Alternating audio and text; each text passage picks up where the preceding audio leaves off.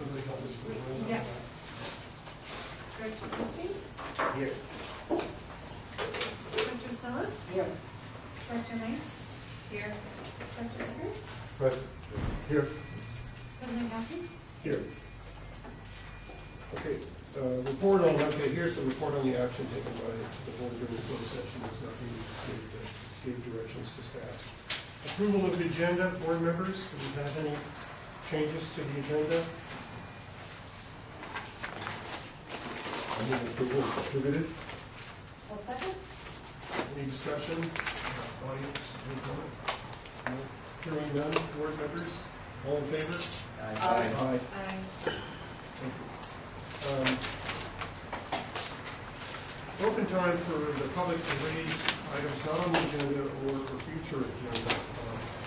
Members of the public will address the board with issues that are within sanitary district jurisdiction. The board can't make any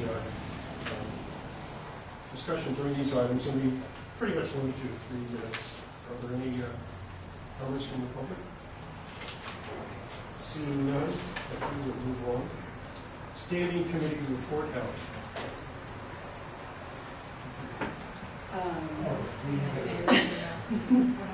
Well, we've traditionally done those. We started this a while back, and we not lost track of the sequence. Is there a meeting for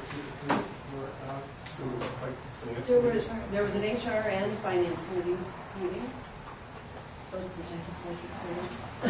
Tom, do you want to just briefly summarize what we just said? Well, I'll do in the finance committee. One, we're starting the process for the bond issue. We did through request for proposal, hire both a bond counsel, disclosure counsel, and a financial advisor. And it looks like we're going to, we're scheduled to sell bonds, I think it's October 23rd, if I remember right. And we're working on the official statement and all those things. October 23rd? Okay. Have we come to the, we haven't come to the number yet? No, we're working on a number, but the direction to staff was basically to force those 2 years of capital improvement. Probably in the range of $20-something million. something? I was going to use the figure 30, but yeah. Interest rates.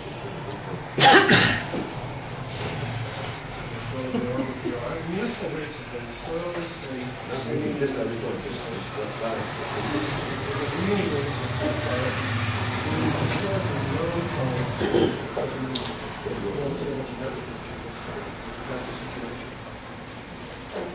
We also reviewed the financials year to date and found out that we're really close to our budget. We were under in capital expenditures. I think we budgeted about, I think it's about $8 million, we spent about $6 million. But that just means they got postponed for catch up this year. And in fact, you see on our agenda that we've got a number of big capital projects that we're working on soon. And then anything else on the finance committee? What about the HR?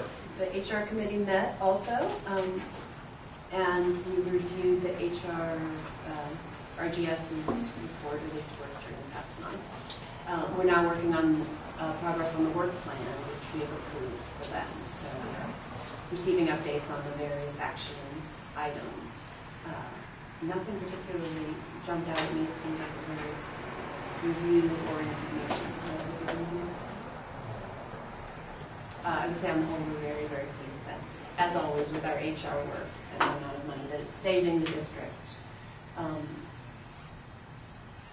that's all.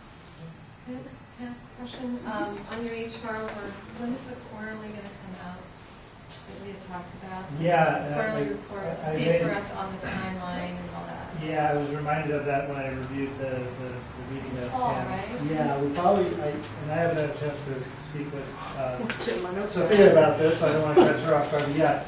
My thought was, in this what this is from, is the board provided direction at it was either the first or second of the 2 July meetings to plan on bringing back quarterly updates on the progress of the major tasks that we incorporated into the RGS's contract. So if we want to pick the start of the fiscal year, we probably bring you that report in October. would be my suggestion. And also, I think at that point, from the discussions that we've had in the past week or two on the bigger, what I'd call some of the more long-term strategic items, I think October would be a good timeline for us to bring that report. So we'd cover the first 3 months of the new fiscal year and where we stand relative to the tasks that are in the contract.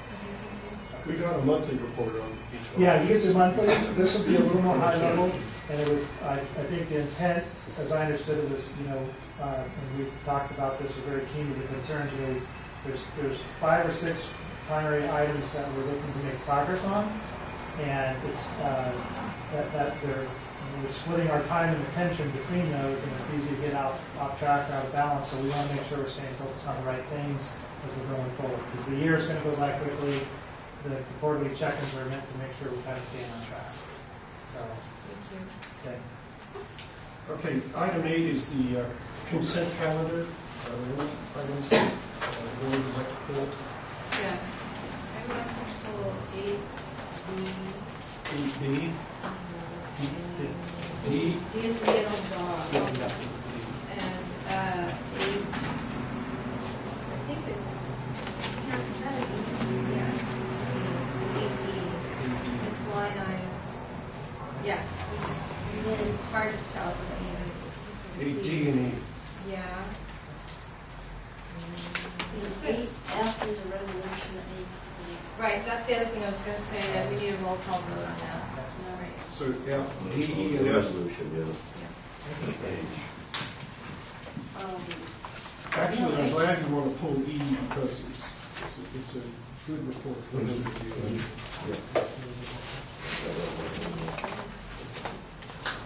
Yeah, I was wondering, we used to do this financial performance at the end of our packet.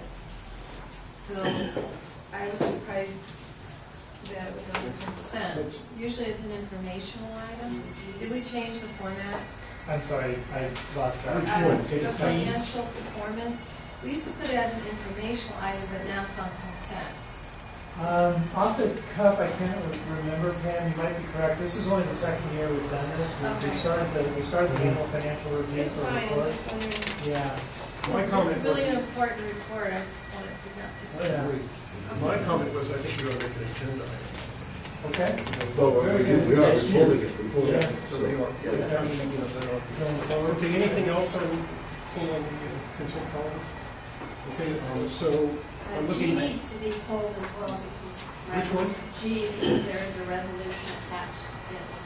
Well, that's a, right. 14-483, so G needs.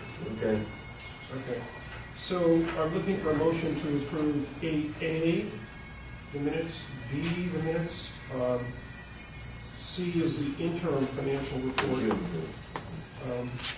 Yeah, that's just June. H. And then Hey, H, which is the first. I would so move that you, on the consent calendar, items A, B, C, and H. Okay, now I wasn't out for June 2015.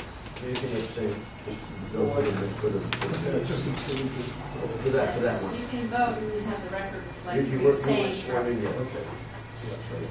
You too, Michael. Yeah, probably, Okay, the second. two new board members should note for the minutes that they would abstain on the June Is 25th. there a second?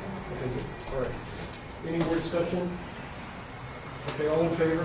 Aye. Subject to abstaining on 8A. Okay, so then consent calendar item 8D, accept the interim financial statement. Now that's the year-to-date. And it's unaudited. And we reviewed this, we looked at it, we looked at the financial, Right. committee. So I want to look at page 4 of 8 on line items, number 232. 4 Check of 8 registers. line items. Okay, I see, okay, of the checks. And Check register and change in cash report July 2014. Okay, what line item? again? 232. 232. So I'm not clear, Marin General Services Authority, we gave $10,000 for membership dues, and then it says Marin maps. So Yeah. I've never seen this before. and Okay, it's so yeah, and I can curious. provide some background on that. So the board in, I forget the exact month, but in the prior fiscal year, we approved joining the multi-agency organization that's referred to as Marin MAP. And Marin MAP, just to refresh everyone's memory briefly, is it's the Cooperative Geographic Information Systems, or GIS effort. And so that, it was basically our first payment start, because the idea was to join in the new fiscal year and go ahead and start. So that's what we've done. And we've also had staff attend at least one, because I was there, possibly more of the technical meetings already. So that's what that's in regards to. But it's not Marin General Hospital. No. Okay. No. But that's what kind of. General Services Authority. All right. See, GIS maps for a sewer is absolutely key, because you've got to get the elevations of the sewers, I mean, it's really important. And so this is another one of these shared, governmental services that we do it together instead of each agency doing it. It's a good deal. Okay, then page 6 of 8, just on and maybe this, I should wait till the bigger report, but it's line 387 and 388. This is the loans, and it says due to bondholders, one is 7,000, one's 20,000. So is this the only, I'm not clear on what fees are to what bond, and is this the beginning bond, as part of a bond, or an old bond? These are Bank of New York Mellon is the, what's the? Trustee. They're the trustee on the 2013 bond, but this has nothing to do with the 2013 bond. Thank you, please. This is the Canyon Road Special Assessment Oh, okay. District, where we collect the payments from the homeowners in that community, and then we're a pass-through to pass it on in the bond doc. So I don't bug you to ask so many questions. I think if you had put Canyon, I would have Canyon known Road that. Assessment? Yeah, then Okay. I wouldn't ask that. Okay, So very good. just to help you. Okay. And then, let's see, page 7 of 8, line 457. West Bay Sanitary District membership dues. So this is our dues for CASA for the No, year? this is our payment for our participation in the Collection Systems of the Future initiative. Right, what is that? So that's the initiative. We're one of 10 agencies that are participating in this voluntary initiative. There's agencies that kind of circle the whole Bay Area. It's sponsored by CASA, but the participating agencies are funding it. It's about, I think it's a total cost of about $60,000, plus or minus. So the board approved this again in the prior fiscal year, and this is just our payment. West Bay is acting as the contract administrator, because most of the funds that the contributing agencies are paying is being used. There's two private entities that are facilitating the whole process, and basically for engineering consulting and also facilitating workshops, and that's what these monies are doing. That was Vivian's proposal. What is what? Vivian. Vivian Housen's one of the This is a people. good deal. This is 10 agencies are reviewing their collection system costs and staffing, and trying to figure out, our staffing. And remember, we have a two-pronged proposal on looking at our staffing. One is our HR consultant, and this one is kind of making a benchmark for, what should our collection cost be, which is really, extremely important to us to get a handle on that. So this is a terrific deal, where 10 of the top wastewater agencies in the Bay Area are really what they should be doing. And I Projection into attended- the future. I attended the last meeting. I went just as an observer in Oakland. And I come from private industry. And private industry, you don't share anybody with anything. You have to sign, I'm not going to tell anybody anything about what we're doing. And this thing is, let's everybody share our collective experiences and what we're doing. And we're all in this boat together. And it was I was extraordinarily impressed. I learned a tremendous amount. Sharing the experience and who's doing what, and how they're doing, how the other people are dealing with their lateral problems, SSOs, and lots of other things. So I thought it was extraordinary. Could staff email me when this meeting comes up? Absolutely. Is that okay? Yeah, Is it totally, that yeah. one? Mhm. Yeah, Mhm. just, and where was it at? That one, the one that Michael referred to from a few weeks back was East in Bay? Oakland.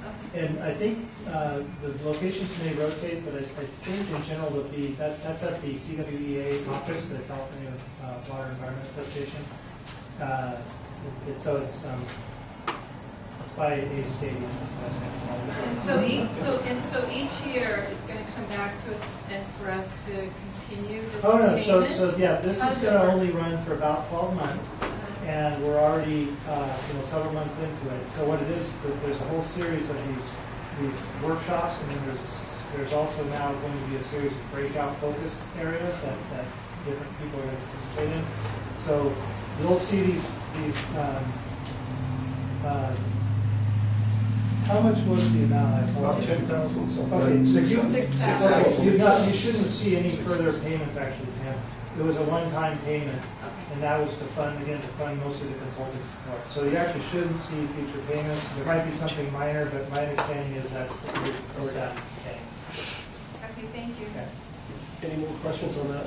So what we're looking at, people in the audience, is every check we wrote, and usually, I'm used to seeing this, where all the checks are glommed together with like one payment. It might be, 6 checks to one, the same customer. But here we, instead of, glomming it together, each one itemized. It's a very detailed expense list. Okay, 8E, review of the financial performance for the year ended June 30th, 2014. This is unaudited. It's prepared by staff. It's a review of key expense areas, and I thought it was quite informative. And this is the one I want to keep on every year because of use of the numbers. Prepared by business manager Wendy McNeil. Can I ask a quick Discussion question? on this? Yeah, I'd like to ask a question. On the insurance claims payout, it says. Okay, what page? No, it doesn't have a page number. I So apologize, that was- It's on after table 5, Yeah. the paragraph after table 5. Okay. Page 4. Other administrative expenses and then insurance claims payout. It says the policy carries a $25,000 deductible per event. Mhm. Is it really 25,000 or is it? It's That means- 25,000. Really? Am I So- correct with Per that? event, Yeah. yeah. 25,000. So like these things, so really, all the things we've been paying. We did, Okay.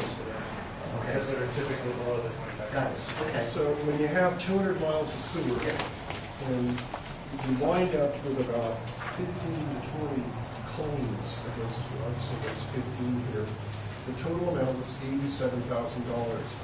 And if the sewer backed up after a couple of times, and homes get flooded, and the doors get flooded, and we get a bill that these companies come in, and offer services, and then we pay it. So the total amount we paid on those claims was $87,000, and it's a situation that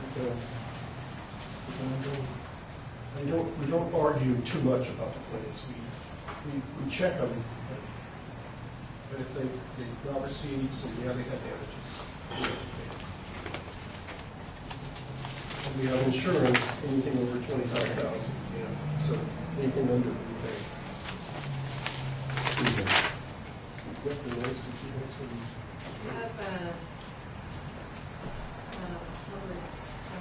You want the board to go through our Well, stuff and then cover Well, it? you can do that. Let's public work come in first. Miles O'Dwyer, resident of Larkspur. And what would be the criteria that would cause, since the homeowner owns the lateral, what would be the criteria that would cause the district to be involved in a backup in the homeowner's pipe? So I can They give didn't have you it a over. brief answer. A couple of these you can see, for example, references to spray incidents. So if, for example, either the district or one of our subcontractors might be using the pressurized cleaning equipment and inadvertently basically send flow or cause a lateral to actually send flow back up into the house, which is obviously not good. So. What about the sewer backup? Yeah, generally, I think if there's clear indication that it's a private property issue and it was caused by a private lateral, I want to be clear, that's not what we're paying on here, yeah. These are ones that were clearly district forces or district activity or mainline backup, et cetera. So these are ones that are associated with the district. And we also, as part of the settlement, the insurance payout, is we do issue the homeowners a letter stating that they need, if they don't already have one, they need to install a backflow prevention device, or else future claims will not be honored. And in truth, they should have a backflow prevention devices there below the sewer. Anything else on this one?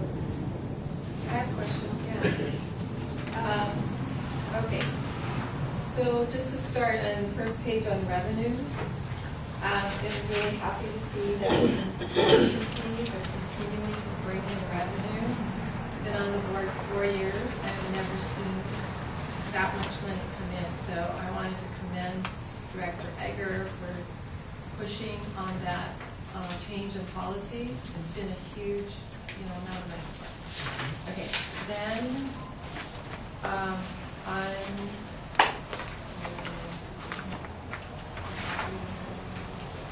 okay, so going also back to the insurance claim payouts, there was an auto accident on the district office property, and I'd like to know how the district would pay for an auto accident as a claim. Would that be, is that? Are you referring to one of the items in the table? Yeah, it's on the next page at the top. It's on table 6. Table 6. Okay. So this would be any, if one of our vehicles had, bumped into something or had damage, that it still goes under our insurance, so we take care of it. So this would be one. I don't know the details on this particular one. I do know that occasionally we have accidents with our own vehicles, and so when that repair work is done, we're typically paying for it, but it doesn't go to, it's not obviously typically high enough to trigger exceed the deductible. What is the deductible? 25,000. Not on an auto accident. Oh, I'm It's sorry, okay. 2,500 on an auto accident, Could we get a lower deductible? for a much higher policy cost, yes. So that auto accident, would somebody hit the fence with a truck? No. District. In this particular one, a district vehicle was being backed out of a parking place or something and backed into a non-district employee and non-district vehicle. Oh, at our district office? At the district headquarters? office on Kerner, yes. Oh. Yeah. Created some damage, cost us. That's all I have for that item. Well, what I got out of that one is a detailed summary of the bond expenses on table 9, quite useful. And then the biggest variance in the budget, I think I mentioned it, was we budgeted about $8.4 million. So we budgeted 11.8, and we spent 8.5 million. Oh, it's gone On the down. previous page, table 8. And what that means is we've got to catch up. Yeah, I thought it was gonna be higher than that last time I saw this, because I was on the financial committee. Wasn't it 9 or 10 million? The budget was 11. No, but what we are gonna finalize as CIP. We got 3 million tonight, so let's go to catch up. The timing is. Well, I thought this is a real useful summary Yeah, absolutely. of our expenses for the Yes, year. yeah, really necessary. Okay. So now we're going to. Can I just make a couple comments? Please. Yeah, what it shows is the staff's been on it and trying to keep the expenses in line. Watch it. It's revenues up, the ad valorem tax went up, so that means property values have gone up. And we're seeing that in the marketplace. We're seeing recovery for that. The recovery and the prices as homes are selling for now, so now they're getting reassessed and so that accounted for, there's a Well, no, it's half a million. An increase. The increase, half a million of increase. And then the other revenue was the hookup fee, the connection charges. So between the two of it, it's $1 million increase in the revenue, so that helped them a lot. And the CMSA charges were actually down just a little bit, just a little bit. Our salaries and benefits, they were under what was budgeted, so that's actually a good thing. Operational expenses were down. So, overall, it was a good year for the agency. That's all. I have one thing I forgot on table 7. So this is for the human resources consultant. Our variance is 25.4%. That's the old contract? Is that the new contract? That was on the old, what I would call the old contract in essence, because we had the 100,000 and we did a 40,000. to them. We added a, Okay. Yeah. And then, Just before the end of the fiscal year, you added, Right, continued we the did. contract. and then on legal, so currently we are at 21.8% over budget, is that right? That's, it was that past fiscal year, we wrapped up the year 22% over For the budget. whole year? Yeah. Okay, the whole year. that's it. while you're on the human resources consultant, so this year, we approved a $200,000 budget for that. Something in that neighborhood, right? Yeah, that's close. And that's going to get us up to kind of speed as to where we should be, so that next year we're not going to be at 200,000 for that. That's the plan. It's an ambitious amount of work, but that's the plan. Yeah, that's the intent. I mean, the intent is to have a significant push on the HR front that gets a lot of things to a sustainable level, like, policies updated. Policies, procedures, we're going to have. Yeah, and the short answer is that's the intent. So we'll see a significant drop next year. Yes. Next fiscal year. Yes. Okay, anything else on item E, AE? No. Okay, so you need to approve that. You should include D and E together, or you just go through all of them. Now let's approve D and E because we're doing the resolution. So Yeah, I need Yeah, I would so move the approval of items D and E on consent D calendar. and E. Second? Okay, any discussion outside there? No? Any discussion on the board? Are we supposed to take it out to the public? Pardon me? I did, I asked you one. Oh, okay. Any other? Okay, all in favor of approving items D and E? Aye. Opposed? Okay, now item 8, consideration of adopting resolution 14-1482, adjusting the sewer connection fee effective September 1, 2014. Now, our sewer connection fee ordinance provides for the annual adjustments based on the change in the engineering news record index, which is the best capital cost index for wastewater. And it's published by the engineering news record index and quite used widely. And what's happened is that average construction costs in this area have increased by about 1%. And so therefore, the motion, the resolution before the board is to adjust the capacity fee, which is a capital charge, by a change in the capital costs. Any further discussion on that? So this is an increase on the hookup fees, the 5.1%. If I understand the paragraph at the bottom of the page, it's saying basically, we don't, RVSD is not going to have an increase in costs. Increase is not necessary at this time, but CMSA is charging us more. No, not quite. So I'll see if I can clarify that. So there's really 3 major components that make up or contribute to what we end up charging for our total connection fee. There is the portion that goes to our capital costs. There's the portion that we pass through directly to CMSA, which they said independently, we just collect and pay and pass it through. And then there are permit fees, which are addressed separately in the ordinance. They are not changing, is what this is saying. So the fees we charge a party that comes in, say, for a new sewer connection, there's permit fees and so on that we charge to cover our staff time and so forth. And what we're saying is that those fees are not changing, because we think costs are staying about where they are. So the only, the portion that is changing is just the connection fee for the district. I see, it's dividing up permit fees between those associated with staff activity and those associated with. Right, so the permit charges are not going to change. The connection charge is going at 5.1%, and the portion of the total connection charge that we collect and pass through the CMSA is, we don't control that, it is set, and that's referred to in the last section of the report. I mean, perhaps what's confusing is the very last sentence on the page, I don't think is a full sentence. Permit fees covering permitting for new connections, demo rebuild, private lateral, and public sewer extension, period. And then it goes over to saying that have increased, is that not? Public sewer and stuff. Well, I think what the sentence was trying to say was that's what those permit fees, which are not separate from the connection. Oh, fees. cover is That's the her. verb, yeah.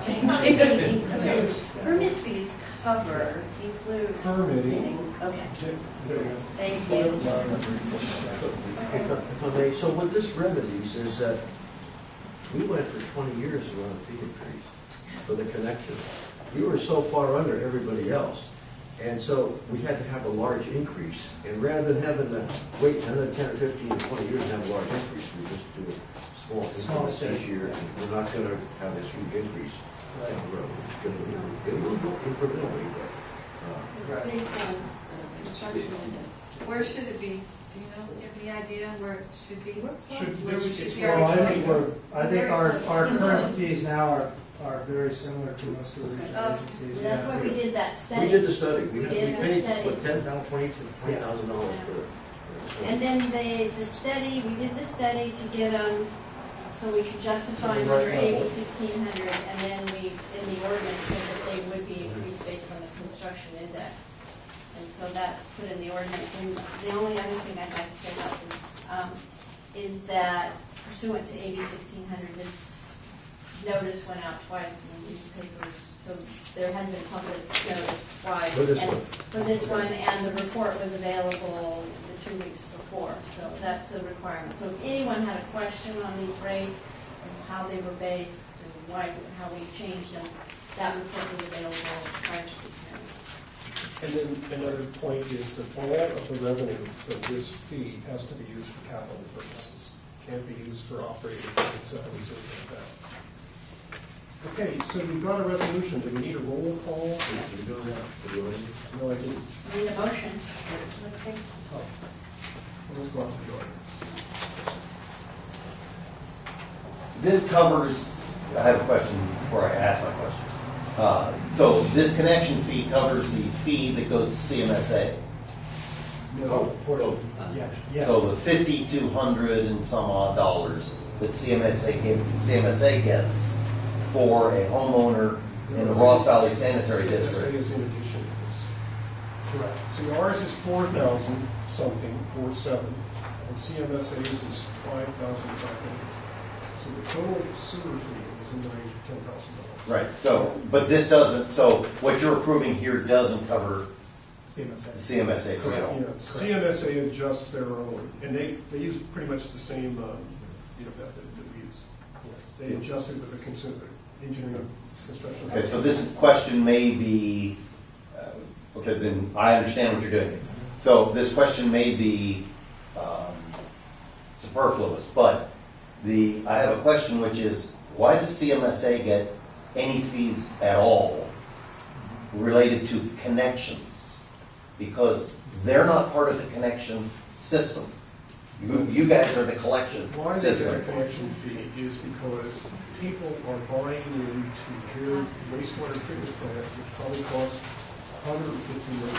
Right, I understand that, but they're getting a fee to process that. Their services You're are, buying, it's not, actually, if you go to AB 1600, it defines capacity fees and connection fees. Connection fee is the physical digging the pipe and hooking the sewer in, and you can charge $600 or $700 for that. It's at cost. The capacity fee is buying into the collection system. All that sunk cost, future, past customers paid for it, and we're not going to give it out for free. So you buy in, get you even with the collection system, and then you get the honor of paying service charges for the rest of your life. So you join Right, so the- that, you're hitting my point So exactly. that does the collection system and some of our interceptors. And then down at Central Marin, they've got another $150 million that they stuck into that plant. And they're not gonna let you into the plant for free. We've got a lot of customers that have already paid off most of that cost. And so they figured out that their costs per equivalent dwelling unit is about 5,000 something. And so you gotta buy into their plant too. And it's a capacity charge.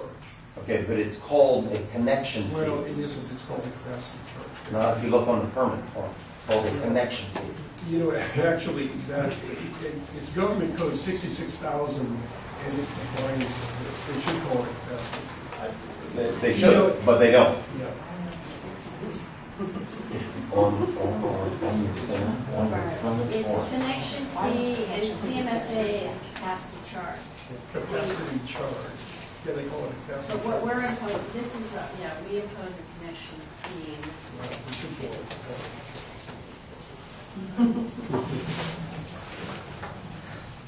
So in other words, if you're gonna hook up to the sewer system anywhere, actually anywhere in the central area, you think, okay, what's the alternative? Building a septic tank for $35, which doesn't work very well. And it's legal. Okay, so, any other questions? No, that was a good question. Any other points from the board? So Frank is right, we're trying to keep this thing, see, actually, the capacity fee is based on the cost, the replacement cost of facilities. And they go up every year based on one good index, it's the engineering shipping index. So it just keeps it even. That's the point. And just to be clear, what we're doing tonight is raising our part of it. We just made reference in the staff report to CMSA's because we collect that. We are not CMSA's doing anything to capacity fee CMSA's and charge. Yeah, we're not touching them, they set their own. Right. And do we collect it at the same time through the Yeah, same we collect it mechanism? for It's them. like one check? That's my understanding. That's so nice. Do we charge them a percentage for The crown should, like the county charges us for. The county charges $2 a bill or? Yeah. Okay, if it's an order, I would so move approval of resolution number 1482, resolution of the Board of Directors of Sanitary District Number 1 of Marin County, adjusting the connection fee charges pursuant to section 27 of ordinance number 64. Second. Thank you. Any further board discussion? Seeing no, roll call vote. Director Borstein, how do you vote? Director Siller? Aye. Director Haynes? Aye. Director Ager? Aye. Director Gaffney? Aye. Okay, thank you. Now we're moving on to 8G, approve change order 1, processing, approving final acceptance of the flow meter installations at pump station 13 Greenway and pump station 15 Tinfield with Aspen Pacific Construction. So this is basically the board had approved this project in the last fiscal year, and this is just obviously wrapping it up.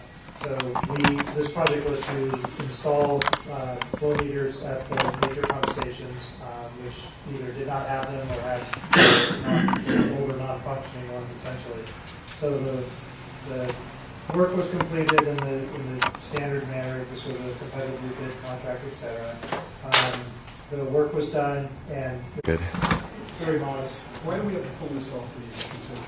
Because you're accepting the project. And there's a resolution. It's a The resolution. Yeah. So the resolution requires a voice vote. Oh, I A see. roll call vote. Okay, any comments from the audience? Yes, please. I've looked through this a couple times, and I keep seeing that change order, but I can't find a definition of exactly the $3,627.63. What is it? What is it? What did they do for the It's something extra? like And then all I difference see is net change order. Randall can And for address any that. net change orders, because what I told you in Yeah, the past, Randall can address really what it has the to work have is for. some documentation. As noted on attachment A under the reasons for change, You see it that? it was due to the standby time that they, the contractor unexpectedly standby, which the sludge be brought out of the force main vault itself. There was a skirt line flange, single-state brackets were added to the Sunken Fisher pipeline, and then we added the steel telemetry formats units. And those equations. That's on attachment A. That's part of the explanation for that, yes. It's hard to tell if you look at it. It's not written down. You see that? It's I a mean, I can't- narrative, it's just a Yeah. narrative Okay, summary. I'm just but- asking because Yeah. of some net change orders. Yeah. Okay, that's it. So you added SCADA and you added some more brackets or something. Well, stainless steel bracket, which is galvanized.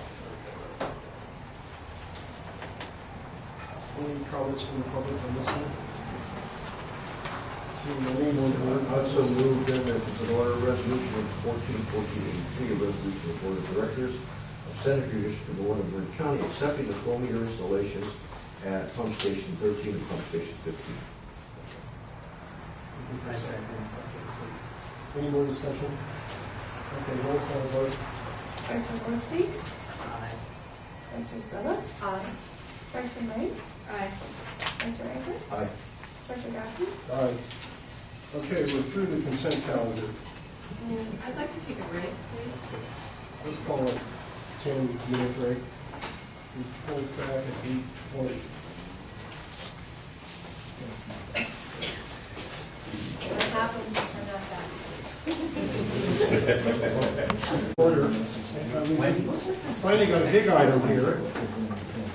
Item 9, consideration of awarding contract and authorizing general manager to execute a construction contract for the Magnolia trunk line recap project with Majora and Gelati in the amount not to exceed $3,293,293. So this is a major project on the Magnolia Avenue. Part of it was repaired under emergency procedures, and then this finishes off the project. Or a lot of it. Okay, so, staff? I'll just do a real brief highlight. If you can tell from the staff report, this is really just the next step in the design and construction process. So we started this back in 2013, early on, with the preliminary design and the inspection and condition assessment of the existing piping. Then we went through the final design stages. All that work was done under the previously approved contract with Brown Caldwell, and Charlie Joyce is here, who's been the project manager for that all along. So they'll be continuing into the services during construction phase of this work.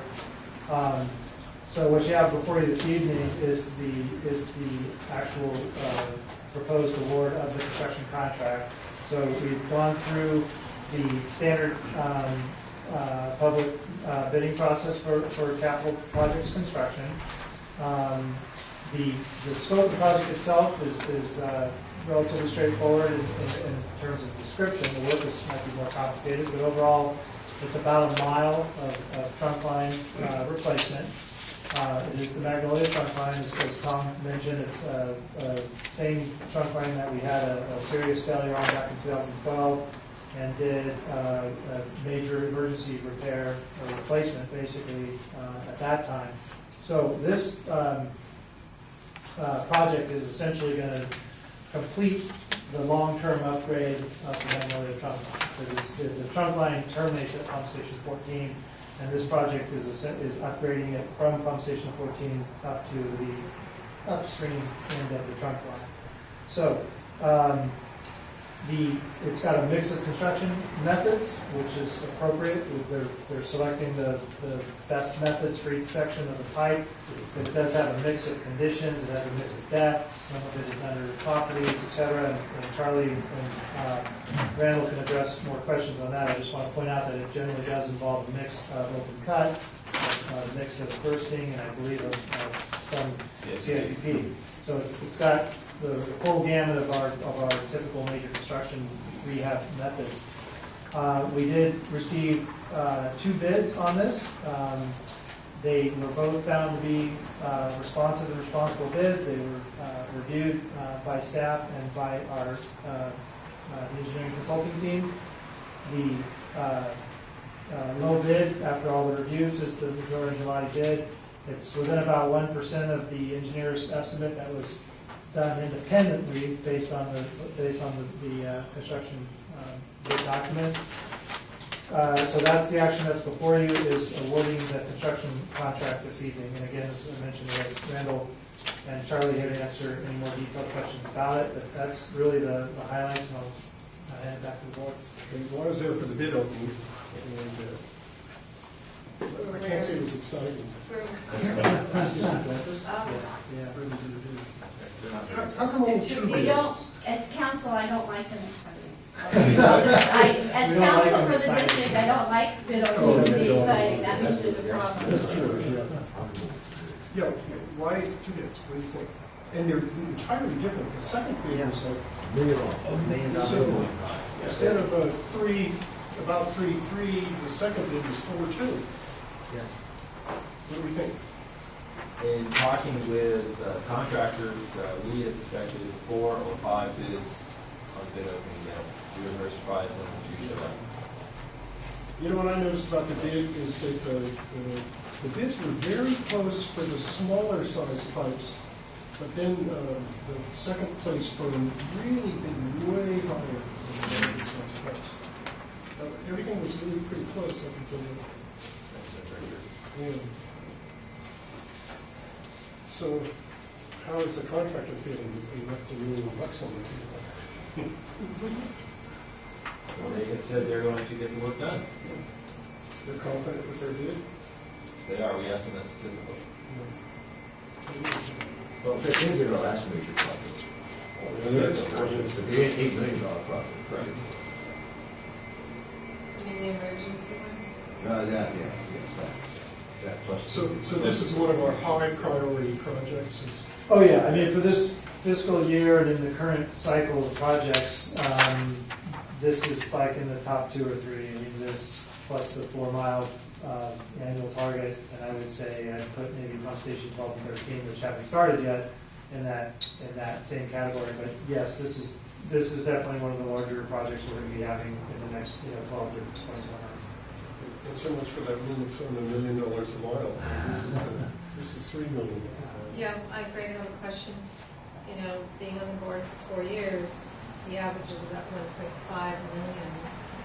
The last time we did Per a major mile? project per Per mile, mile. 1.5 million. So can I ask you what has changed? Or is this a more complicated contract, or? I would prefer to these two. I You know give what you I'm my referencing. opinion, I mean, we're but doing yeah, I do pipe understand the bursting question. should be under cheaper, et cetera, something like Sure. that. Thank you, Director. This project I would equate more to the Kentfield Force Main project on a, if we were looking at a dollars per distance kind of basis. A trunk line project, larger diameters have higher unit costs associated with them, as Director Gaffney pointed out. And technologies we have and we have to do to work with the community, the public, also drive that cost up. And can you give me an example with the community? Well, as an example, we have criteria in the specifications not to do any work in the fall middle school while school is in session. So that's going to require some weekend work, some require some work across holiday periods. So it's over, it's, So that's the gonna drive fees costs go up. up, yeah. See, this is going to tie up Magnolia Avenue for, no, I mean, it's going to Parts of impact. it, because the pipe itself is actually in the trail, Oh, it is, okay. in the area down by Doherty here. And that That portion. That little white path there. Correct, that's going to be a portion that's going to be a pipe portion. So we get up by Corbett's Hardware, we're looking at a combination of cured-in-place pipe across the Bonnier intersection, keep that open, and then some remaining replacement of mechanisms, and then up into the grassy area as you go past Corbett's. And when is the project to begin? So pending authorization, notice of award tonight, approval, we would schedule notice to proceed and have a pre-construction meeting in September. You're going to work through December? Yeah. You're going to work through December? Yes. That makes me Hopefully nervous. we'll That be makes me ready. very nervous because you got Techite on here, right? Yes, we do. And that's where we had our major $4 million disaster. Very It true. was Techite in December. It should be a Yes. movie. Techite in December. I'm sure a lot of And safety the up. board bought that it had to be done as emergency, and it, you know the whole story after that. The So I'm. significant difference between that situation and here today is that was a commissioning project. The pipe was under pressure. True. This pipe is gravity pipe. It's all right. The portion we're working on is all gravity. Okay, I'm almost done. Okay, on the, where are you? Okay, so I just have some concerns with the contractor because I've seen so many huge change orders. I actually called Greg today to talk to him about that. So sometimes my fear and concern is that people low bid to get it, and then there's massive amounts of change orders. And I'd actually asked the district prior, except I think Frank was only, maybe Wendy and Frank, to review this particular company to get an idea over 2 years, what was the percentage of net change orders? Because I know the industry looks at a certain amount of percentage. I don't know exactly what it is. I would think it's a few percent. Greg, you. So there's this big gap of $1 million and no other contractors, and I don't know if the lowest bid is always the best thing when we have certain history with the client. I'm going to throw that out there because that's exactly how it feels. Did you consider that at all, Charlie? Well, my understanding is the district actually has to take the low bid if it's from a qualified contractor. Yeah. And they are a qualified contractor, they can't post the bond. They have a proven record of performance, we checked all their references. Yeah, okay. Well, but they can reject all bids and rebid. That's true, We that's an could- option. Yes. We could do that? But then you start the whole process all over again, and that would be 30 to 45 days. Yes. But the reason we would get a change order in theory is because we left something out. If they miscalculated something, that's their responsibility. Correct, or if there's a change in conditions from the field, since it is underground construction, we can't see everything. Okay, so environmental new products, was that addressed or looked at? Or replacement of pipes? Because that's coming with everything else with climate change.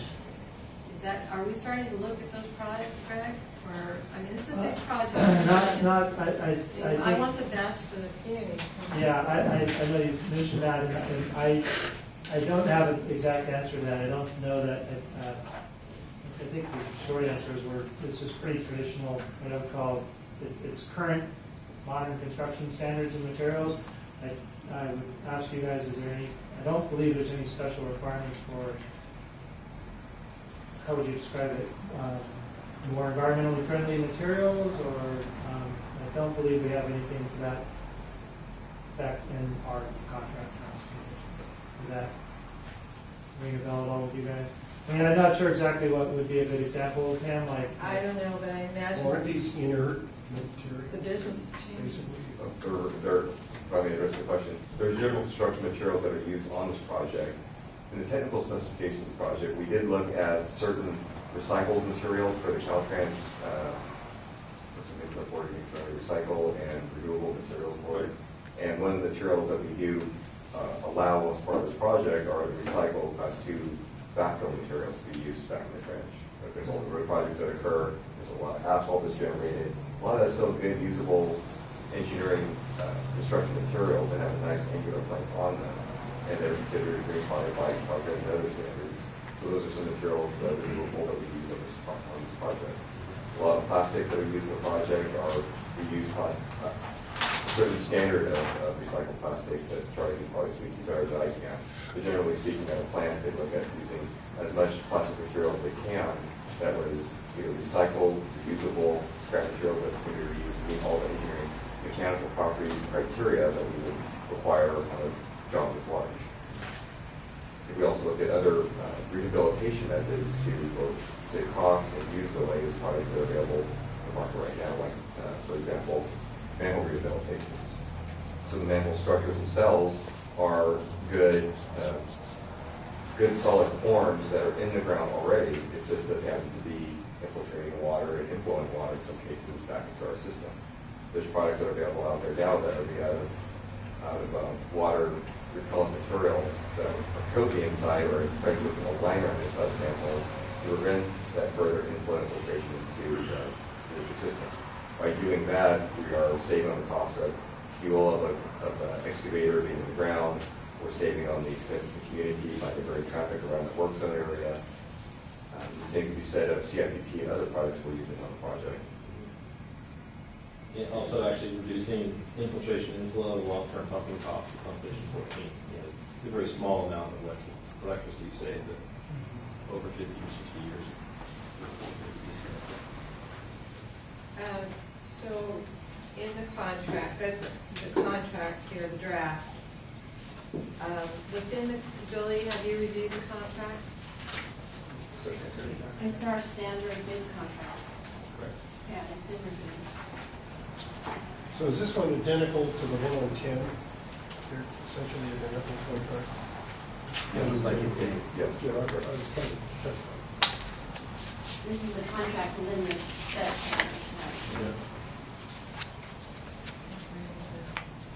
Have we used this contract before? And it's our standard.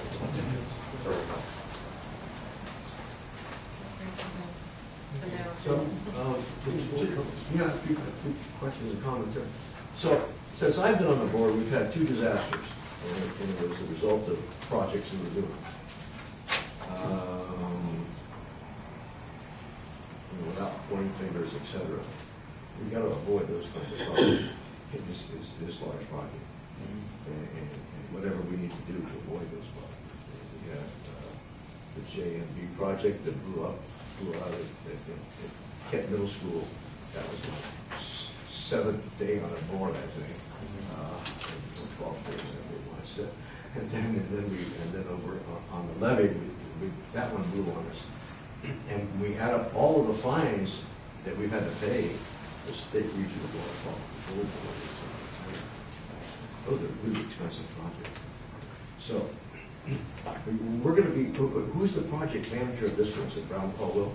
Construction manager, yes. Exactly. And so you guys are going to be on top of this so that we're not going to end up We have with a major blowout. full-time field inspection, yes. Monitoring the project. Full-time field inspection? Yes. And what's the duration of this project about? Approximately 5 months. 5 months. Oh, We're looking to finish by the So we're in a rainy season. Correct. well, we hope. But since this is not, Yeah. we hope. Since it's not pressurized, we don't have the kind of risks that we had over on the levee. And True. And there's some things we've done in this part of this project that we will be bypassing sewer flows. We've actually required full redundancy in the bypassing system to be available on site in the event of a pump malfunction, there's a pump there ready to turn on, standby power ready to turn on. So trying to anticipate a what-if worst case situation.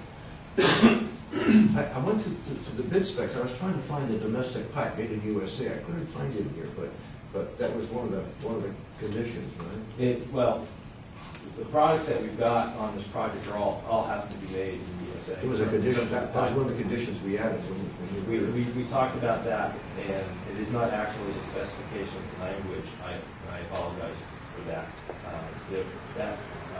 Doing so adds a whole other level of reporting requirements if you're trying to make something comply with the Buy America Act, part of the American Resource Recovery Act, and which drives up costs to the project about 10%. That's what we normally see on construction projects. We're trying to avoid that. Is there any Asian pipe going to be put in this project? No.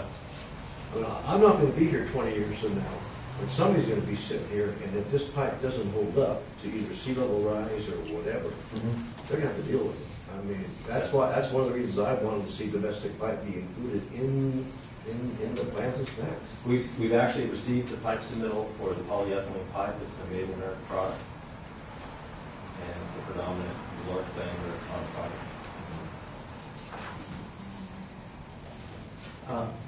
Going under the tennis courts. Yes, sorry. Is that going to be pipe bursting, or No. we're going to dig up the tennis courts? No. We're going to have to totally resurface the tennis courts? No. It's going to be cured in place Oh. pipe. So we invert a liner inside the pipe. Okay. If pipe bursting under tennis court runs the risk of damaging the court. Okay. So we'll avoid that. So we don't have to. They're expensive. We don't have to resurface their courts. No. When we know it's And actually, Randall corrected me, actually in addendum number 1, we had a provision for preference for Buy America included. It wasn't in the original spec, but we added to this project as part of an addendum. So basically, Brown Caldwell will be control the cost overruns, the changeovers. Is that? It will be, Who's going to be the project manager that's going to control? well, I'm the overall project manager. Okay. Yep. No, not about yelling, it's about the money. But for also taxpayers. controlling, if changes occur and are required in the field because of changed site conditions, or something that comes back, if the city inspector starts requiring something that isn't in the specification, we don't have anything that we know of yet along those lines, then we would sit down and negotiate a fair price and then bring that to Randall and district management for approval before we proceed. Well, Major July's been under this county a long time ago, an excellent reputation of doing good work and getting it done on time. Yes. We had an unfortunate situation over on the levy, but hopefully this is going to be. Was that smooth. Major in July? I'm sorry, that was Major July. Yes. Yeah, hopefully this is going to go, everything's going to go right for us. If the contractor is responsible for a SSO while they're doing the project, are they responsible for the fine? Yes. So That's strictly been called out in the it specification. makes us look bad that something happened to the community, but financially, it's taken care of. Correct.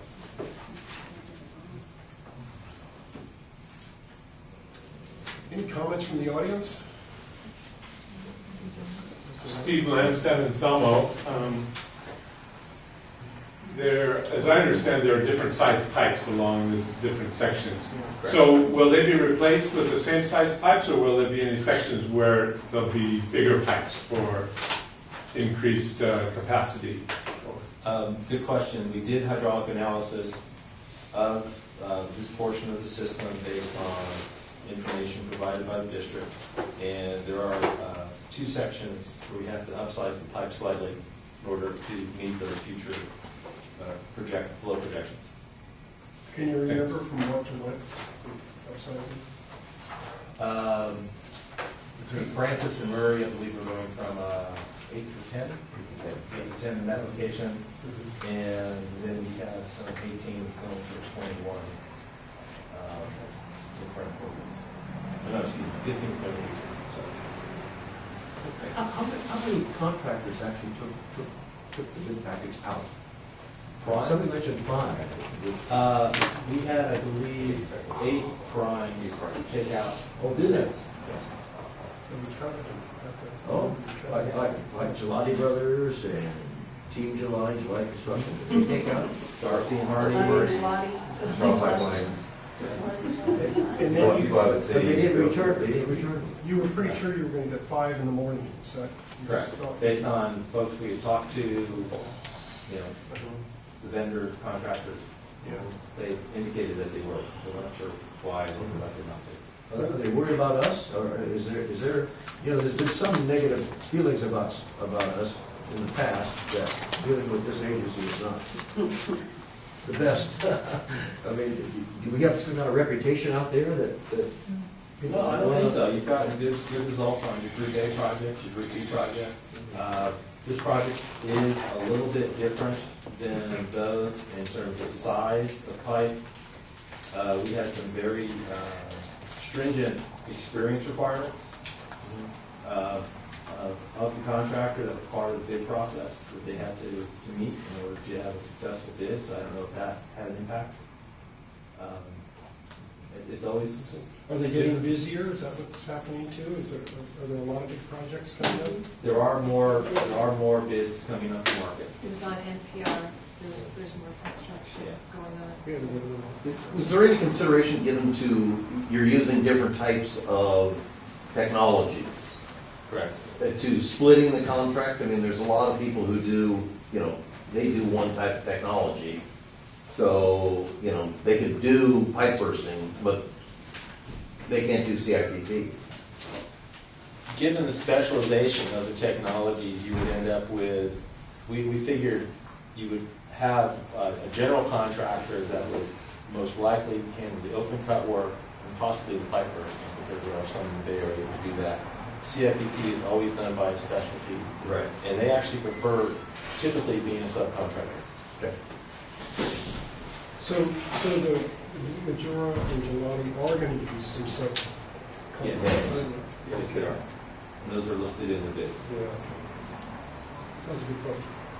I have a question on the staff report for this project. The last paragraph on the first page, when you're talking about the 2 bids, and then the second sentence says, this cost does not include construction management services.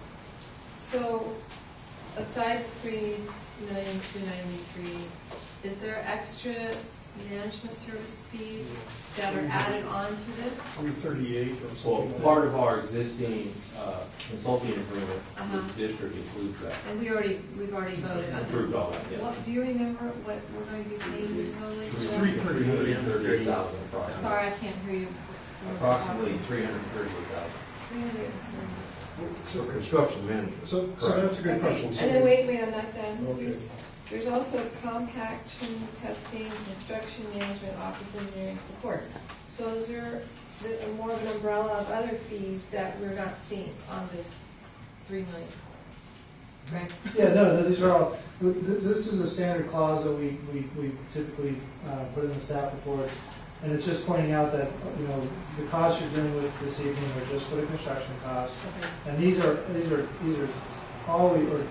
very commonly separate costs because they're provided by separate parties. So as Charlie mentioned, what's generally referred to as STC, or services during construction, which is, people use different acronyms, but it's basically your construction management, engineering services during construction, things like there's a change order and we need to redesign something. Compaction testing is a specialty service done, we don't let a contractor do it on purpose because we want independent testing of the quality of the compaction on pipeline projects. Trench compaction is very important.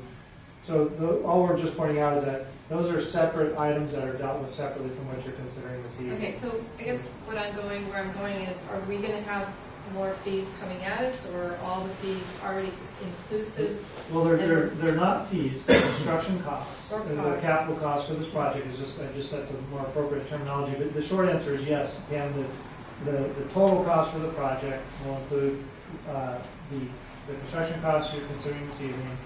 They would include the remaining services of Brown Caldwell for the construction management services. And there'll be some, I would call sort of, I'll defer to you as far as the specifics on compaction testing. Is that a specific sub we use, or is that, what are we looking at there? That's actually part of our contract. That's part of the Brown Caldwell contract. Okay, so that's all it's saying. is there Covered by are- the 338? Correct. Yeah. Okay, so it's not much more than what you've said. Okay, thank you. Well, actually, I wanted to ask a question to Lee. So the bid here is $3,293,000. Then we've got to add the 338, and about how much else do we have to add? I just looked right through it. Just to get a compaction. There is, on the back page, there's another. Oh, it is? There's a 3,300. And the Oh, no, that's 338 a million. includes construction management? Yes. Correct. Yeah, and related engineering. And then if there's more engineering, Harris did the engineering, right? No, ground No, fault. ground fault. You did it all. That was ground fault. What's this Harris? Yeah, That's a different project. Different project. Different project. All right. So it's 4.5 million. Yeah, and the 4.5, so we don't think we're going to spend 4.5. We think we're closer to 3.6 or something like that, 3.7. At this point in time, but at the time of budget, the best estimates at the time stated were such that approximately 4.5 million for what we budgeted for. And so that's the note here, as referenced in the very last statement of the entire staff report, that the budget accounts for approximately $4.5 million as the budgeted amount for this year.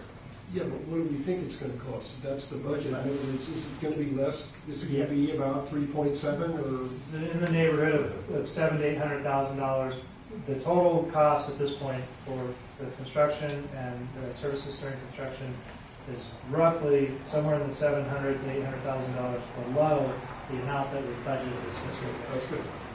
Plus, we don't know the net change order, so that's. You never do. Right? Never do. I have one question. Is this bid allowance line just a variance? Just a, The $100,000, is that included in the bid already? Yes.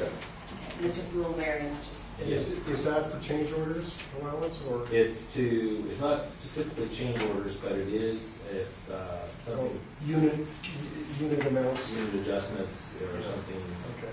special, say from the city. And they may not spend that, variance. They don't spend it without our written say so. Okay. So we've got a little bit of safety factor in the estimate. You're going to have security there? Have you decided on security to be at the site? Well, the contractor is responsible for security of the system, so we haven't had a chance to sit down and document that. All right, any more questions from the board? Looking for a motion? No motion that, Approve the award of the, oh, there we go. There to, I motion that we award the contract for the construction of the Magnolia Trunk Line Rehabilitation Project to Majoria Gelati Incorporated in the amount not to exceed $3,293,293. And authorize the general manager to execute the contract. Second. Any more questions? Okay, all in favor? We don't need a roll call for this. right? No. All in favor? aye. Opposed? Rick, are you in favor of that? Yeah, I said on. Okay, I didn't hear. Okay, thank you. So good, we'll get going with the contract. Okay, thanks. Okay, item 10 is consideration of award and contract and authorize the general manager to execute construction contract for the Barron Slough culvert repair with Valentine Corporation, we don't have to exceed $119,369. And my first question on this one is, what, we put a pipe under a culvert and then it moved? Well, I'll try to address that, Tom. So the brief back, so first of all, the item before you is also another construction contract. And I can show you how unpredictable these things are. On this one, we did get 5 bids.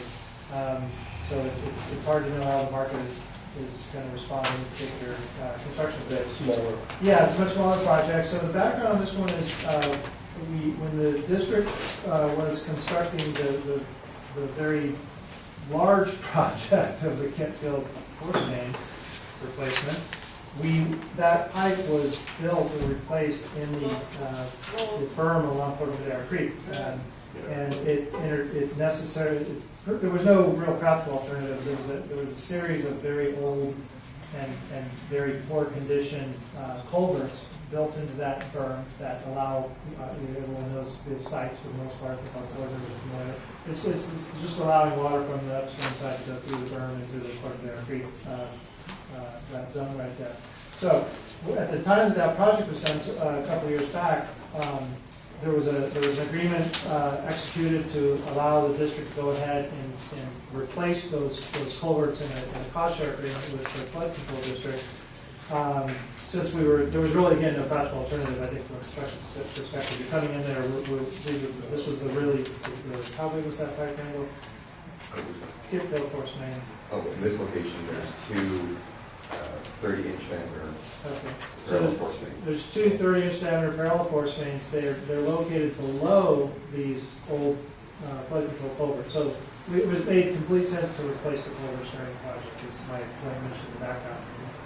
This particular culvert, unlike many of the others, I think maybe all of the others, has what's called a flap gate on the end of it, which turned out to be a bit of a problem in terms of how it performed. And it was replaced in kind, though I want to be clear. The old culvert did have a flap gate, but it was very degraded, so it really wasn't functioning. So what the flap gate did was it prevents, when water's higher on the ocean or the stream side of the berm, it prevents it from going back through the culvert to the housing, to where the houses are, et cetera. That's the purpose of the flap gate. So what occurred with this pipe after it was constructed, the job was all done, was after first of all, there was problems that were observed with the end of the pipe coming out from the berm, and it was very clear that when the tide was going up, flap gate was doing what it was supposed to do, which was closing. There was buoyancy force because the pipe is not full of water. So as the tide goes up, the end of that pipe feels a buoyancy force pushing it upward. That mechanical load basically turned out to be the problem with the original replacement culvert, and it deflected the pipe. And that condition stayed there for a while, as you can see from the background. And some interim measures were tried to stabilize it, but they weren't successful. And it's very difficult working conditions to try and do that as we've kind of learned, that this is the bay mud, soil conditions, and so forth. So the interim solutions didn't really solve the problem. We began working in earnest on this really in early 2014, with flood control to evaluate the problem from a technical perspective, engineering perspective, and figure out what the best long-term fix was. And what we came up with was to simply remove completely that last 20-foot stick of pipe, put in one that was more solidly anchored, and where the end of it would not have any problems with those deflection loads from the buoyancy load. So the project has taken longer than expected. I think by all accounts, we were hoping this was going to be a fairly quick process.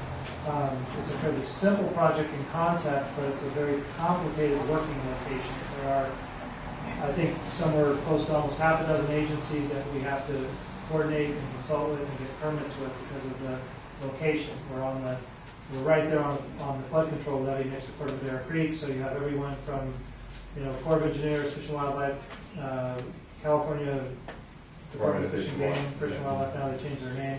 So it's taken a long time, and the other complicating factor here, and the staff report alludes to this, is when we budgeted for this, we didn't have a lot of detail on what the final construction fix would look like. So we kind of just said, well, it's a pretty straightforward culvert. We came up with the number that you see referenced, $35,000. By the time we were getting done with the design, and it took a couple of iterations for everyone to agree on an appropriate system to keep that pipe in place, and that's really what you're seeing in terms of the added costs.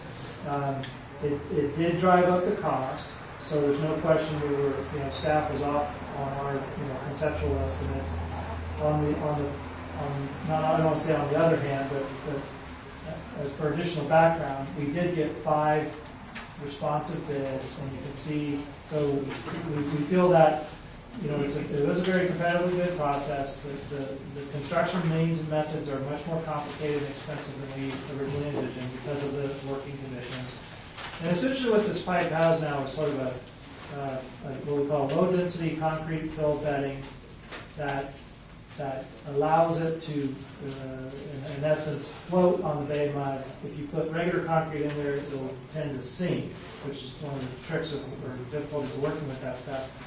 And then this now has a series of stainless steel anchors that wrap around the pipe and keep it anchored to this, essentially this think of it as this slab of concrete that's underneath it.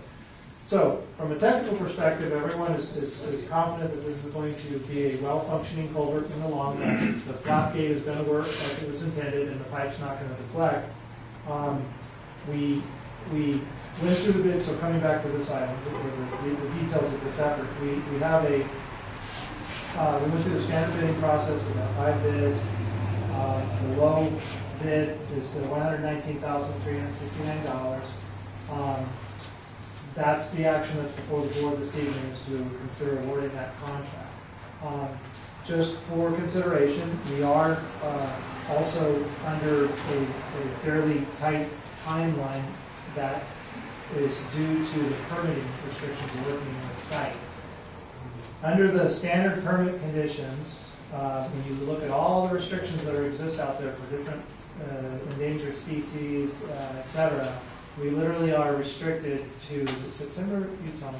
September 1st for the copper rail and October the 15th out of the water for the salmon species due to NOAA, National Marine Fisheries Services requirements. Very strict, and they don't like to give exceptions. So very rarely. Yes, so they have about, and we knew this, and that's been part of the challenges. We basically have any work that gets done in these locations has basically a 6-week window of the entire year that you can really get in there and take care of things. So that window is what we're up against. That's the October 15th window. So that's just some background. Beyond that, again, I want to emphasize this has been a standard construction bidding process. The district is fixing the pipe that we put in the ground, and the intent is to have this completed, and the district can flood control, everyone can move on. It's been out there in one form or another as a problem for almost 2 years now, or no longer, maybe longer than 2 years. So this construction project will take care of that between now and the end of, or the middle of October. So I will stop at that and hand it back to the board. Well, is this one of those projects you're talking about as a joint project with, in essence, the county, or in this case, the county flood control? No, I wouldn't call it, I mean, it's a joint project in the sense that we've been working very closely with them all this past year, and when we're done, it is their system. I mean, this is their infrastructure, if you want to look at it that way, that we're replacing, because we replaced it the first time and it had the problems that it did. But they're getting a better culvert out of the deal, probably, right? They're getting one that functions the way they understood it was going to function. Yeah, yes. So there wasn't any chance for us to share costs with them? Flood control at that point. I think their position was, we had a cost share agreement, we replaced it once, and the district took on all the real responsibility for that in terms of technical design, engineering, construction, and I think the short answer is they're looking at it as an item for the district to take care of. Who designed the original project? There were several parties involved. There was an outfit that was, because this thing had a couple different stages to it. The major design of the Kentville force main and that work was done by Brown Caldwell. Yeah, Brown Caldwell designed the force main for the district. Yeah. The culverts were designed by flood control consultants, Stetson engineering. That's what's it. So yeah. Yeah. So Stetson did some engineering work for the county. There's a number of parties involved in this, but we started with the design that Stetson had provided the county. We know what how much did we pay originally to do the project? I don't know. It was probably a line item in the force main project. It was just a piece of the force main project. A very small portion that we would reimburse for. Yeah, I don't know off the cuff, Frank, because again, it was sort of embedded in that big multi-million-dollar project. These culverts were kind of small items. I would know off the cuff. Any other board comments? Yeah. How long do you think this culvert, this new design repair will last? It should, if you run in general industry terms, this is, I'd call it a 75-plus year service lifespan, but that's a very kind of textbook answer. Salt water, right? Right, but these are, it's appropriate materials for that condition. Okay, so having been on the North Bay Watershed Association, they brought up that a lot of planning for a lot of agencies is going to be going around climate change, including us. And I don't think on the $3 million one we can do that now. But with this project, is there some way to look at climate change? Because the whole water thing, the level of the water could be all changed, and we're putting in, do you see where I'm going? I mean, even the state for docks along waterfronts, they're building them at climate change, they're building them higher. Right. So I just want to make sure, are we covering all our bases? Well, so the details of the functionality of this culvert, it's a flood control facility, so we don't have, it's really not our direct responsibility. So I don't have a good answer. There's nothing specific on this project that's been selected or designed around the sea level rise issue. Clearly, this location on Port Madera Creek is, I think, by any reasonable estimate, subject to those influences.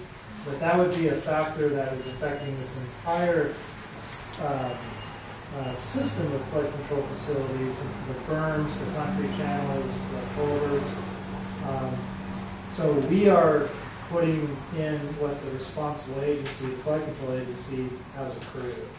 But we didn't do anything more than that. It's not going to be 100 years, it's going to be 50, is the projection. In 50 years, it might be doing something with the entire berm system. Yeah. I won't be here.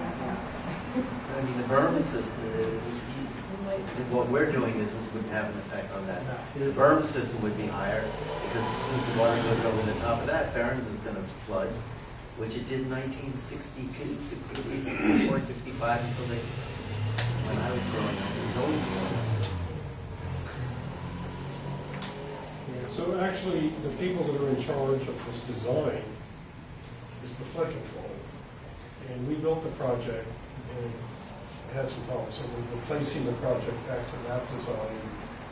Well, and I would say an improved design from the lessons learned about the site. Yeah, not so much the design, but the desire to find again. Yes. What year was the first, what year did they do the first, did we do the work? How long ago was that? Canfield Fall Forest. of 2011. About 3 2011. years. Okay, any questions in the audience? Yes. One section here, it says that it refers to a recreational path. Will need to be closed for a week, which is actually how I got here on my bicycle. Yeah. And now I'll go home on my bicycle. And it's more than a recreational path, and I wonder if there's any way to mitigate that. I believe a lot of people use that for, like I say, not just recreational. Yeah, that's a good It's a point. major bike thoroughfare. Yeah, it's a people use it for, and it's also, as we understand it, it's definitely used for school. School kids use it. And Randall can speak more to this, but we have been in touch pretty extensively over the last couple of weeks in advance of this consideration, doing outreach with all the parties from Marin County Parks to the people in charge of the Safe Routes to Schools project, et cetera. So to be clear, it's a that facility or pathway has many different types of users.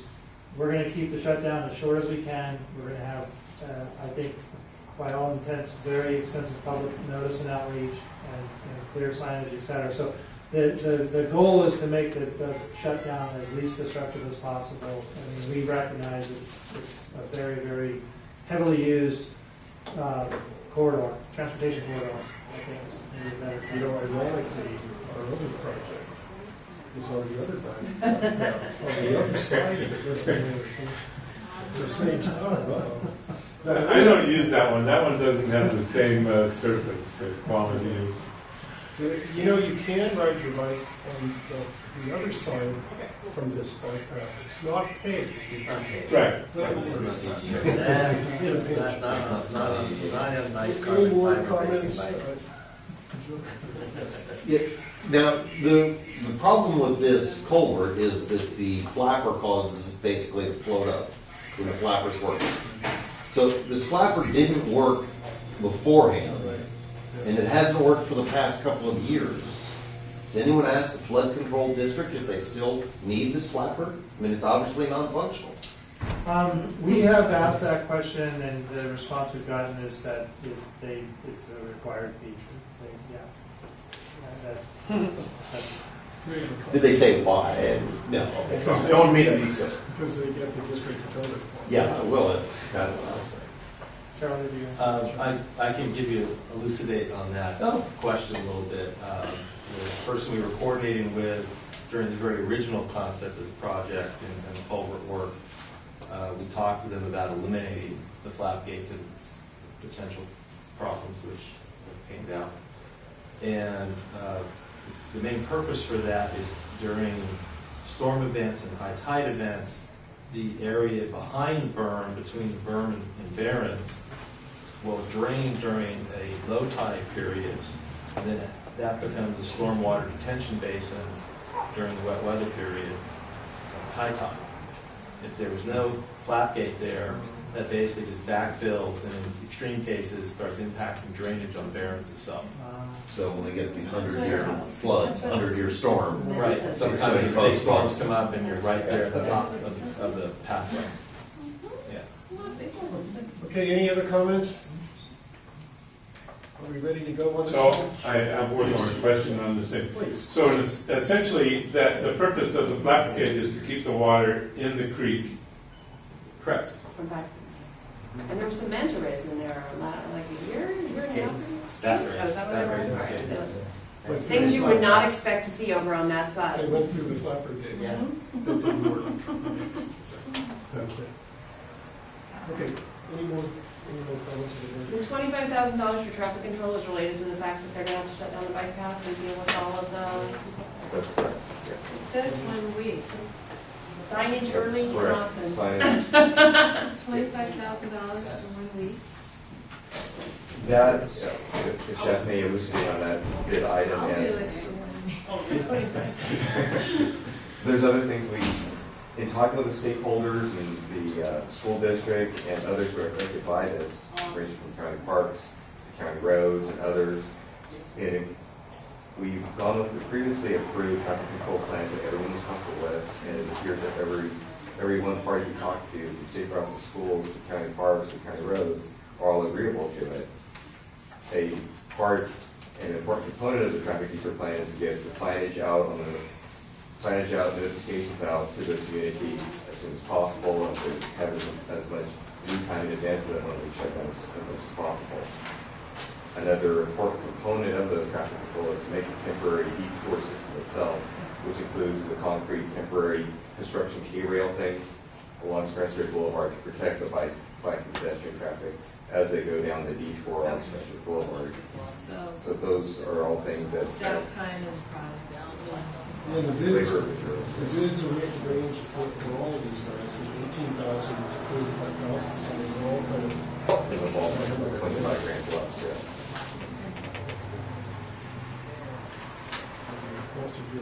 Okay, so, Well, safety comes first. This is a safety issue, major safety issue.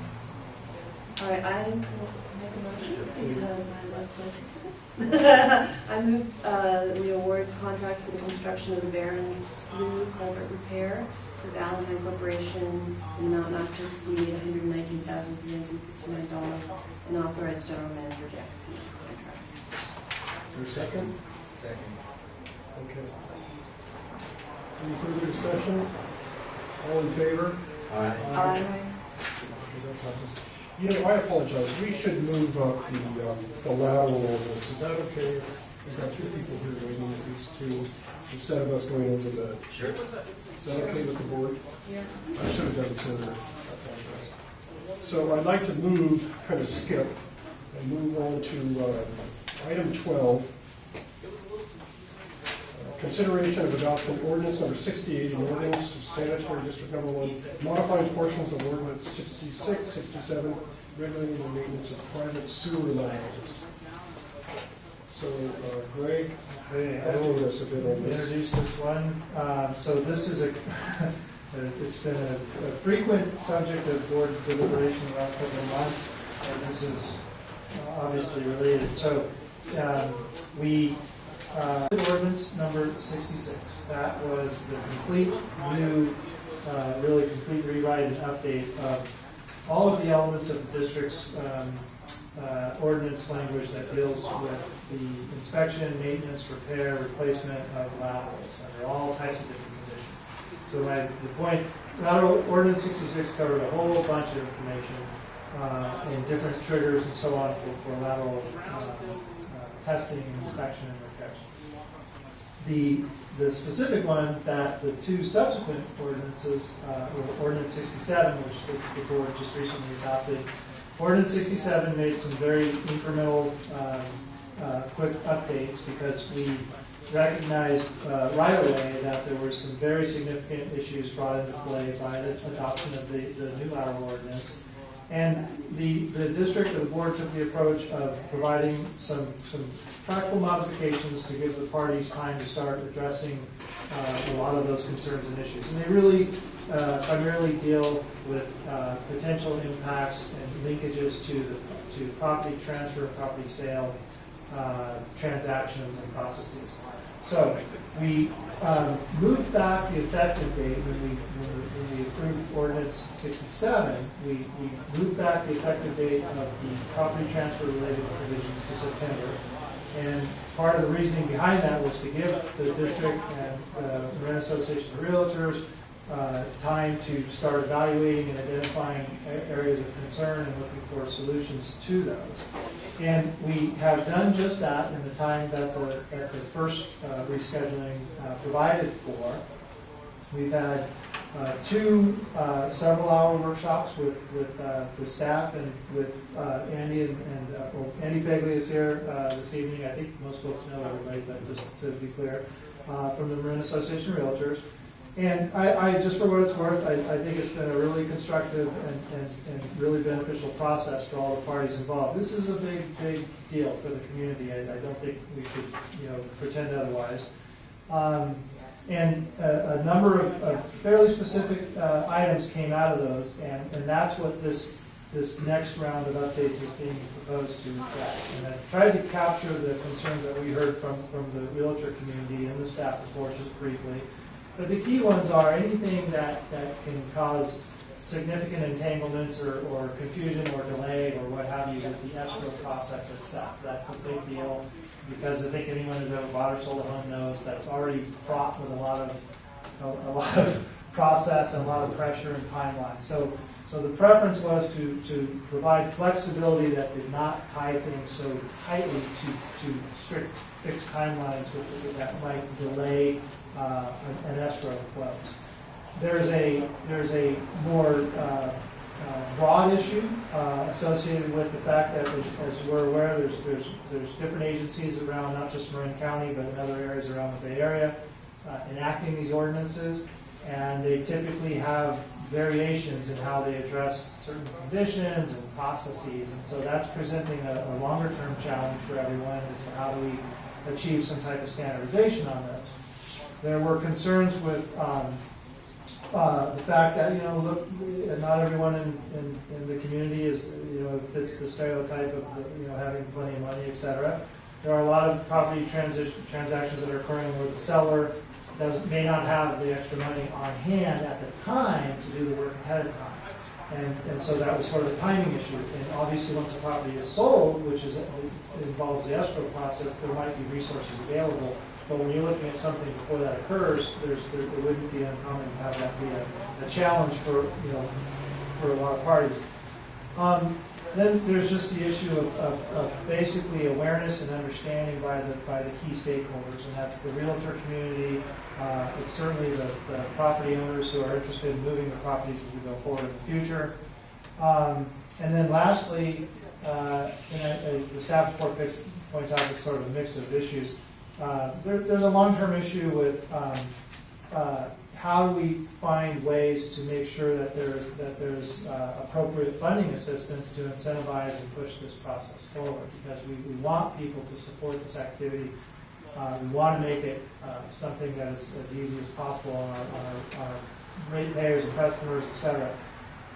So we can't address all of those issues right away. Some of them are much longer term issues, but we do feel that we can address several of the significant ones in the near term, and that's what the proposed changes that you're looking at this evening are addressing. So specifically, we're looking at updates that will allow for the required work on the lateral to be done and closed out up to 30 days after the close of escrow. So basically, we don't get into the means and methods and negotiation between the parties, but someone in that ends up holding a permit from the district. It's tied to the property, and whoever that party is, within 30 days of the close of escrow, that permit needs to be closed out, and that's the timeline that we're proposing. So it has flexibility and doesn't come up to work from an escrow process. We are proposing a specific rescheduling of the effective date to essentially the start of the new calendar year, January 1st of 2015, and that's for the very practical need of just getting information out to all the interested stakeholders and working with them to get familiarity with the process. It also would allow the realtor community to develop and distribute any standard forms that are helpful to them in terms of sales agreement documentation and so forth.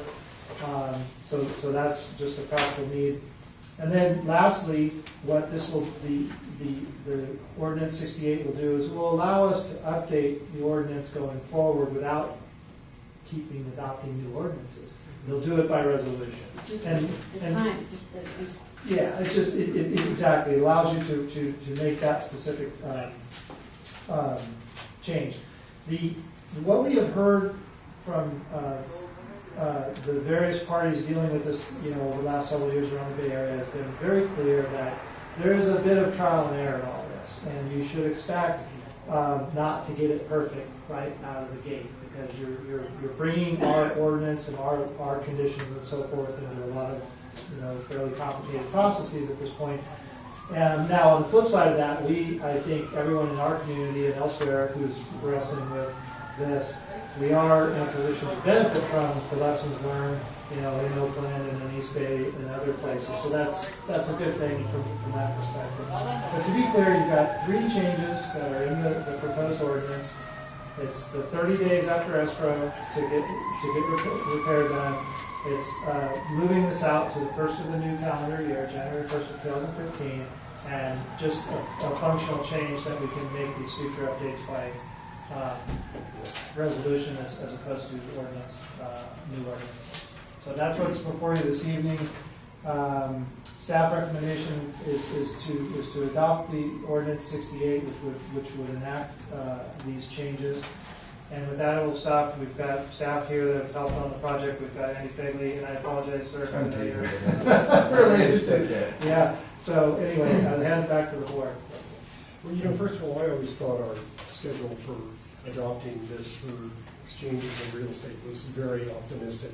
And so I think we wanted to make sure it worked with the realtors and not went off. And I got several telephone calls from realtors, saying, hey, make it work. And, not being opposed to it, but, just help us with it. So, and then I've also heard at CASA that a number of the agency, I guess they said this, are still updating the ordinance, and they've had them for years. There's still good ideas on how to do it. And, I'm even worried about 30 days after the close of escrow, if you can get a plumber in, so we might have to put in some kind of plan for extension or something like that, I was going to ask, what is the teeth? Yeah, are we charging a fee? Is there a fine? Is there? Well, I'll talk about that for a second. So there's different approaches have been tried by other agencies. And so, for example, some of them, what they do is there's a deposit made basically as part of the escrow process. So one of the parties, basically, when escrow closes, money's, say, $4,000 or some similar amount, is received by the wastewater agency that's dealing with this. And that is held by them as a deposit in essence until the requirements are met, and then that money is refunded back to that party. So that's one of the teeth, if you put it that way. The specific answer to your question is if there's a failure to complete the required work within the 30 days after escrow, then we're basically in what I would call sort of our standard enforcement action, which is relevant to any failure to address a requirement on a permit. And we would hope that that would really be the exception. The intent is to not start putting in requirements. Let me rephrase that. We're trying to make incremental improvements to this, and if we have a problem down the road with enforcement and we find ourselves with a lot of parties not completing the work or just ignoring it or what have you, then we can ask ourselves, okay, what additional incentive do we need here? Maybe we should just put on the shut-off valve, and that would last about 2 hours. Yeah. So the short answer is basically we do have standard enforcement provisions, but they are complicated and they're something we really, really try to avoid doing. So what we're hoping is that between some good, clear standard agreement forms that are dealt with by the realtor community that's spelled out in the sales agreement, so there's very clear who's got what commitments, and then there's this 30-day period after escrow for the work to be taken care of. And remember, there's been a permit issued. There has been a permit issued. Some parties holding that permit, and that permit is just as official and just as we enforce those permits just like any other permit we have. So until it gets closed out, that's the teeth we have is our standard enforcement provision. Again, what I want to emphasize is we're trying to avoid adding requirements to the process more than we think we need, and I'd rather, my recommendation would be to approach those sorts of things incrementally. And if we run this program for 6 or 12 months and we see more than a handful of items or transactions that reach an enforcement stage, we wouldn't do that. And if on the flip side, if we did, we'd have to ask ourselves, okay, what is it we need to do better here to make sure that the work is done. But we're not charging any fees for this. There's a permit fee, yeah, there are standard permit fees, just like you would if you're going to go out and do your lateral today, absent any of this stuff, you would come in, you pull a permit from the district, and there are certain fees associated with that. Yeah. What is the cost? What's the $250 is the permit. And that's to get a certificate to say your lateral's good to go. No, that's the permit. Inspection? Yeah, it covers our staff time for the permit processing. We have some limited on-site observation time when for certain steps after repair or replacement that occurs. So that's basically what it's covering, kind of our way to administer the permit. I would be opposed to waiving those fees for, close of escrow. You're kind of helping us by reducing our NI. If it's not required by escrow, we keep our fee. If somebody sues, like our neighbors did, issue a permit for it. Anyway, that's something we can work on later. I am basically in favor of, I figured this was going to get postponed, I really did. But, to get work with the realtors. And is there a meeting scheduled with your group to work out the We haven't kinks? scheduled our subsequent, I don't think we have any. We haven't scheduled a meeting. Yeah, basically, this was sort of the next step in the process. But to be clear, the intent is if we get this window to work on, we want to take advantage of that to do the outreach with the Realtor Association membership, continue to do the outreach and get people familiar with it, get forums out there, et cetera. So I think my expectation certainly is that we would continue to have some level of workshops and meetings with the Realtor Association to keep that moving. Okay, so I have some questions. Are you done? Well, I was going to say, too, and coordinate with other sewer agencies, because a lot of them are doing this. And that's what we're doing. We're reaching out to East Bay Mud, to SASM and others and getting, I talked to several of them at CASA, and most of them are, but not all. Okay. From, if we decide to put this off, so all the homes sold from now until January 1st will not have a lateral inspection. I'm not They clear. won't be subject, they will not They be will not be subject to the property So if you've got transaction. a really bad lateral, Well, so that's already an issue. wait a minute, let me Oh, finish. go ahead. So we have a cease and desist order on our back, and that was part of it, was to do this. Right. We put this off once, we're putting it off again. It does not look good as a responsible agency. I mean, it's another Right. 4 months. Right. And Well, what did we put it off before, for how long? 2 months. Yeah, it'll be a roughly, So my concern is that we're gonna put it off again, and we're gonna have somebody, I mean, there's always gonna be issues with this, no matter what. And I've been watching East Bay 1 before it was actually passed, because I was carefully monitoring it, like, wow, this is a big deal. And they had a loan program. And I agree, we don't have the loan program in place. And unfortunately, I think that should have happened with this as well. And I don't know how fast we could get that, because I think the loan program would be such an advantage to help the realtors. And they're in the scrambling mode. But all the complications of selling a home, and I talked to when I went on my campaign, and I talked to David Smadback off and on for the last couple of years. He actually showed me a form about a year ago showing that you guys had already created a contract or showing the lateral point of sale. Disclosures and disclaimers. Oh, disclaimers. But that was the beginning, it was some information on a contract of, so I'm sorry, but it doesn't, I mean, that, you know, we have in here that we're, the 1,200 members of the MAR haven't had time. I mean, you know, when are we gonna say, this is it? So And I'm more concerned about the cease and desist order, right. so that we're just, you know. Well, let me just a quick comment on that, and I can't speak obviously to the, you know, we certainly could reach out to the regional board staff specifically. We have not done that. We do report to them every quarter on our progress, et cetera, and they're very well aware of all this that's happening over here.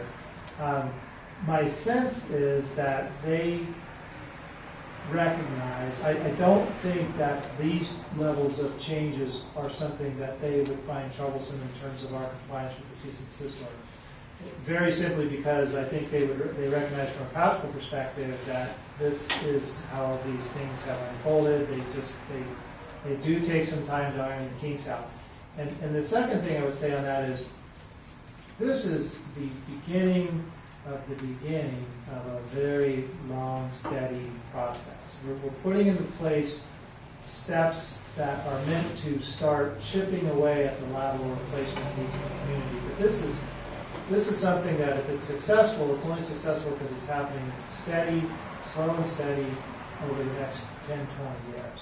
So for context in terms of timelines and urgency, I think if you say, well, we made some substantial long-term improvements, but it took us 3 or 4 months longer to do that. That's my perspective on it, just for the board's consideration, is that you're putting in place, this is not a quick burn thing. This is something that once it's in, it's a very long-term program that you're working on. Right, it's gonna evolve. I mean, Yeah, so I would that's think what it forever. says. It will. So Depending, anyway, yeah. those are my comments. And on it. then, what is the percentage of homes sold in 1 year?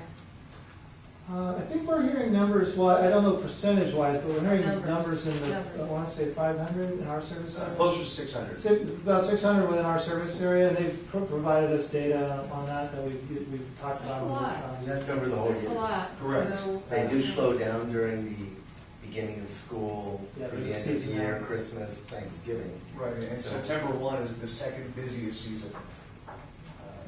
Starts the second busiest season for the year. You know, maybe Pam has a good idea here. What if we did this? What if we required televising the lateral from now until January 1? I've got a proposal. Yeah, so As part of the, I'm not gonna have one more thing. Well, that was, you know, But let me finish, Tom. I thought Let me finish where I'm at now. Because, you know, I have a lot of empathy. I know Marin's probably got some weird laterals with the topography as it does. Could be, $20,000, $30,000, which is a lot for some new, young homeowner.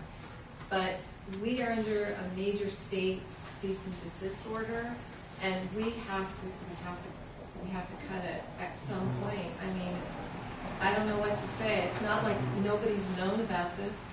We've been talking about it for years. And East Bay Mud, I think they are the leader in this. They are an incredible leader, and they have implemented their program with a loan agreement.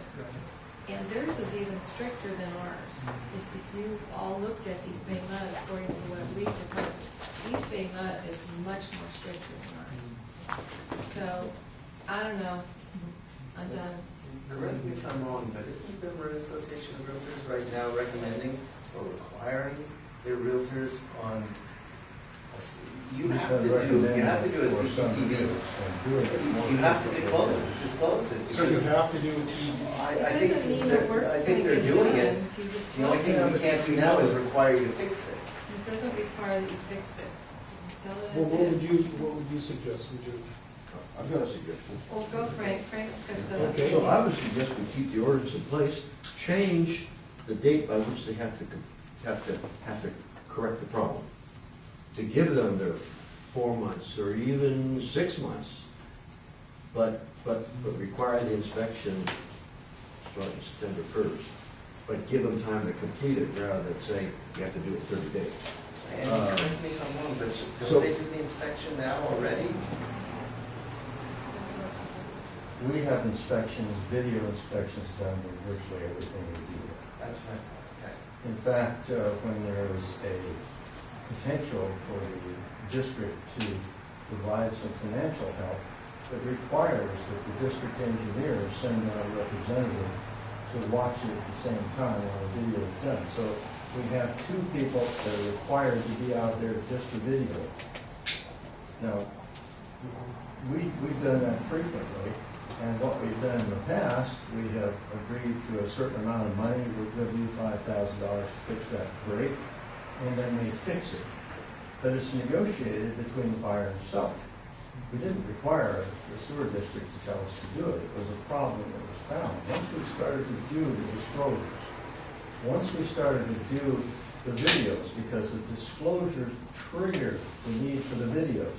You disclose that this could be a problem, all buyers want it. And then it becomes a negotiation. So, I mean, this is an enforcement provision, and we all agree that this needs to be done. We're thinking in terms of needing the time because the mechanics of the implementing this thing are going to be, if we don't have some improvements in a little more time, we're going to see escrow fail. Sales aren't going to take place. It's more serious than just looking at an ordinance. There are a lot of little things in here I won't address tonight that are in the ordinance that we can talk about with Greg and work with him, Andy, and refine these things so they make a little more sense. If we're going to talk about more and more of these things taking place, there are not going to be enough contractors to get this done in 30 days. That's silly. We know that's impossible. So what I was talking about was not the 30 days, was still requiring the inspection, but give them additional time. I think I understand. Okay, so we don't lose the sales that occur between September 1st and January 1st. Where did 30 days come from? It was just a proposal we came up with. The intent is that it detaches from escrow. You're not going to stop in escrow because there's clearly time afterwards for the actual work to get done. And we just, from our understanding of the timelines typically required and the resources that are out there, we thought that was a reasonable amount of time to get the work done by whoever held the permit and committed to that. And it's actually Frank's idea, I mean. Let me see, is it possible that we give them additional time to correct the problem without letting 4 months go for inspections? Yeah, I think the challenge that I see with that is we are, well, 2 things, I guess. September 1st deadline. Yeah, we're still faced with the idea, the purpose the purpose of the postponement and the rescheduling was to give us time to put all the pieces in place from the administrative process, from the sales process, and avoid confusion, disruptions, what have you. So I guess the concern I would have, Frank, is if we, because I think, are we all on the same page? What you're saying is, transactions, let's say it goes September 1st. Transactions that occur or close between now and the end of the year, they would be subject to all this, except for they would have, the work would be after September. Additional time after January 1. Okay, so I just want to make sure we're all on the same page. You wouldn't mess up with any escrow or interfere with anything. The problem, I think the challenge I see is that we're still up with how, I think we're at risk of still having a lot of uncertainty and lack of awareness and confusion about how this is exactly supposed to work. Because if it goes September 1st, it's basically next week, and I think then we're into the concerns that Andy and company have brought to us, where we just are not. So let me throw another problem. I'm from Fairfax. We figure there's at least 300 undocumented second units in Fairfax that have never paid our fees. What happens when the realtors go through the inspection, because Fairfax is a mandatory inspection, resale inspection, and when they find that second unit, find it has no permits, how does that work with us? It's not just an inspection of a lateral, it's all of a sudden a whole unit that was never permitted, and they don't pay their annual fee for that unit. They've in effect got 2 units in that property and they're only paying. Is it reported anywhere?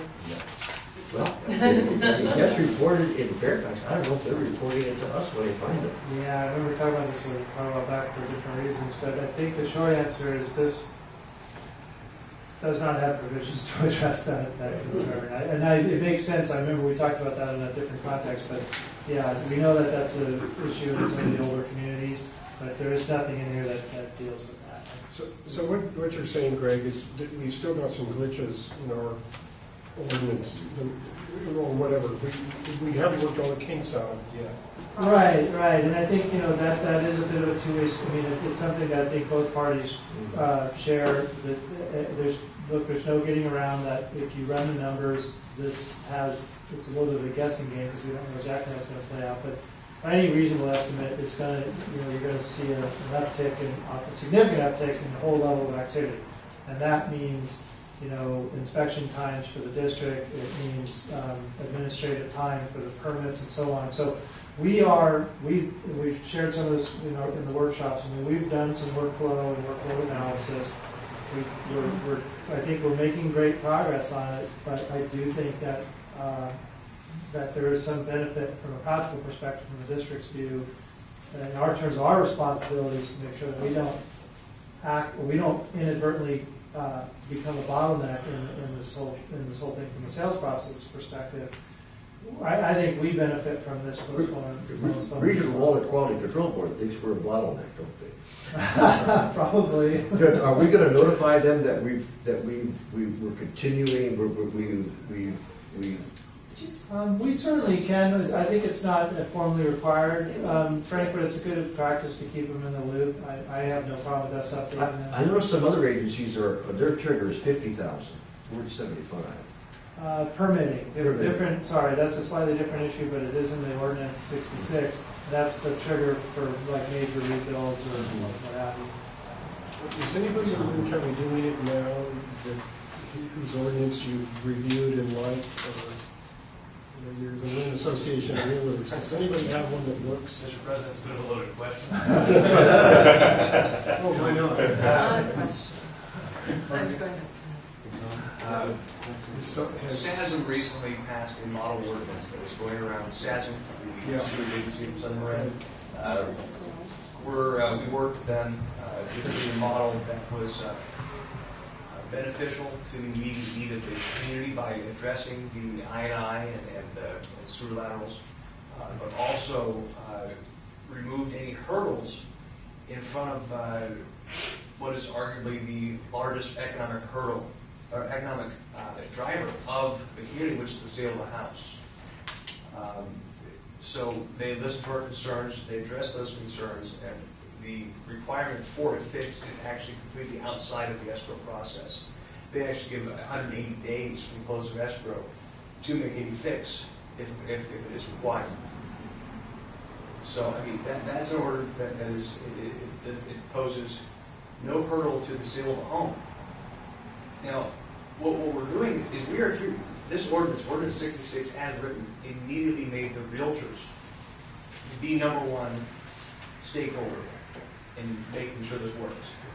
With 600 home sales a year, in order for our folks to be educated on this, for them to be able to guide their clients through this in the sale of a home, which is a pretty large process, pretty scary process, pretty emotional process.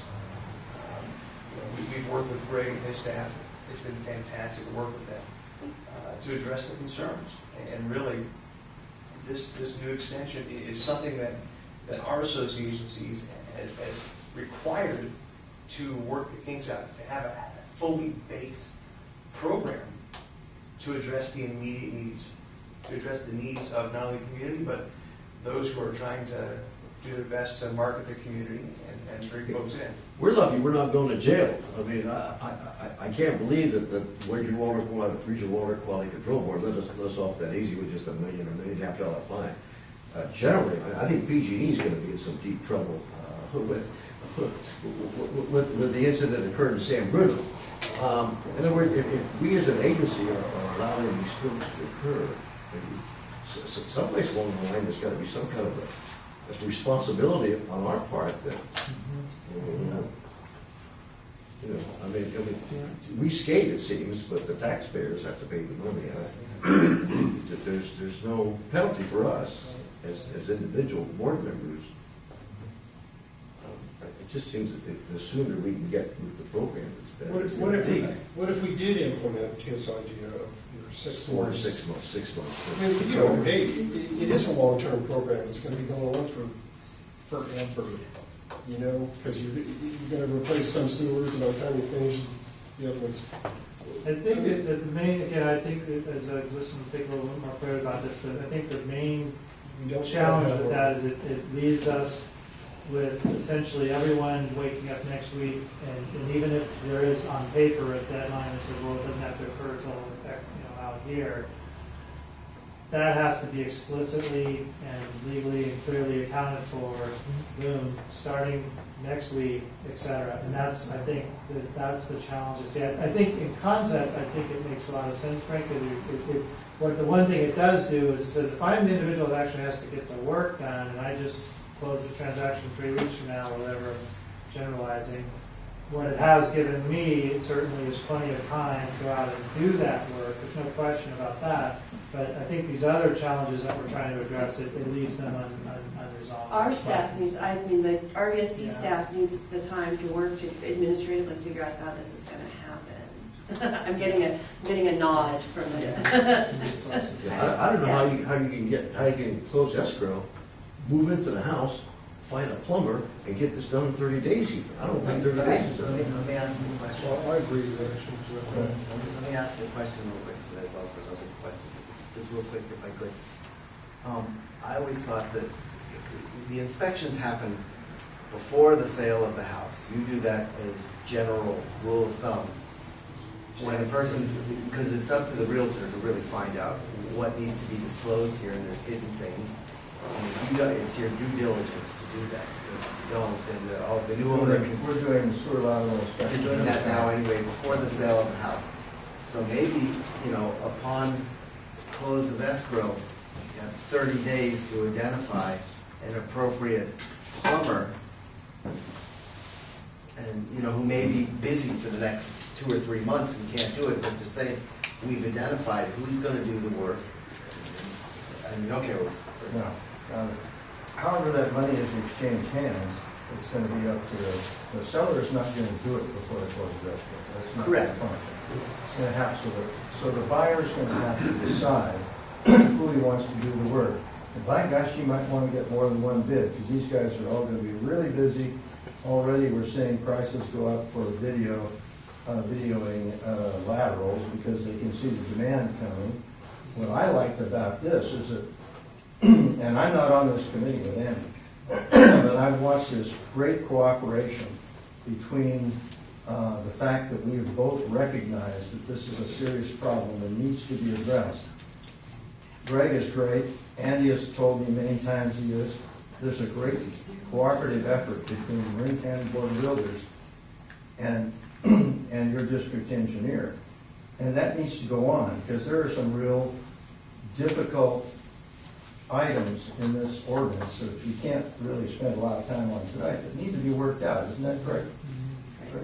That's all we're saying. We need the time for that. What I hear is all they're asking is for more time. So as we sit up here, we started to delve into some of the issues and variables.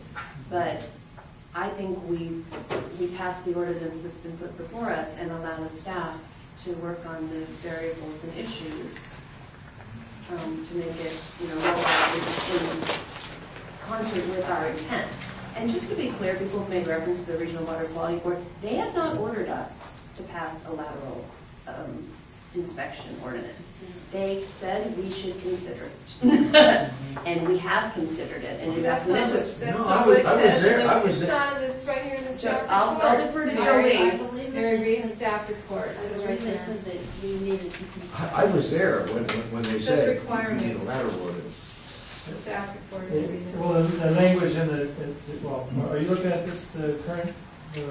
Yeah, it says, and to meet the requirements. This is for the. that we consider it. When this was agendized, when I was president, I was told it was required that we would consider the ordinance. It was actually not required that we be passed it. All right, And well, so I then the think staff report is incorrect. I think what I could do, if it helps the board, I mean, it doesn't, I know it doesn't address immediate concerns this evening, but I'm more than happy to reach out to our lead enforcement person at the regional board to just get some informal feedback on their view of the timelines. My personal understanding or assessment from everything I've heard collectively over the many months on this is that they're going to be very, very encouraged and positive on the fact that the district is taking this action at all. And the nuances and the details of it in scheduling and so forth, from the regional board's perspective, my understanding is they are going to be very, very, very positive and very thrilled that the district has gotten to the stage that we are. And if on January 1st of 2015, this is all in effect, and I will ask them this question: do you feel, that is more than enough to meet the intent of what you guys are trying to help us achieve? I'm happy to ask them that question. My sense is that the answer is they would say absolutely.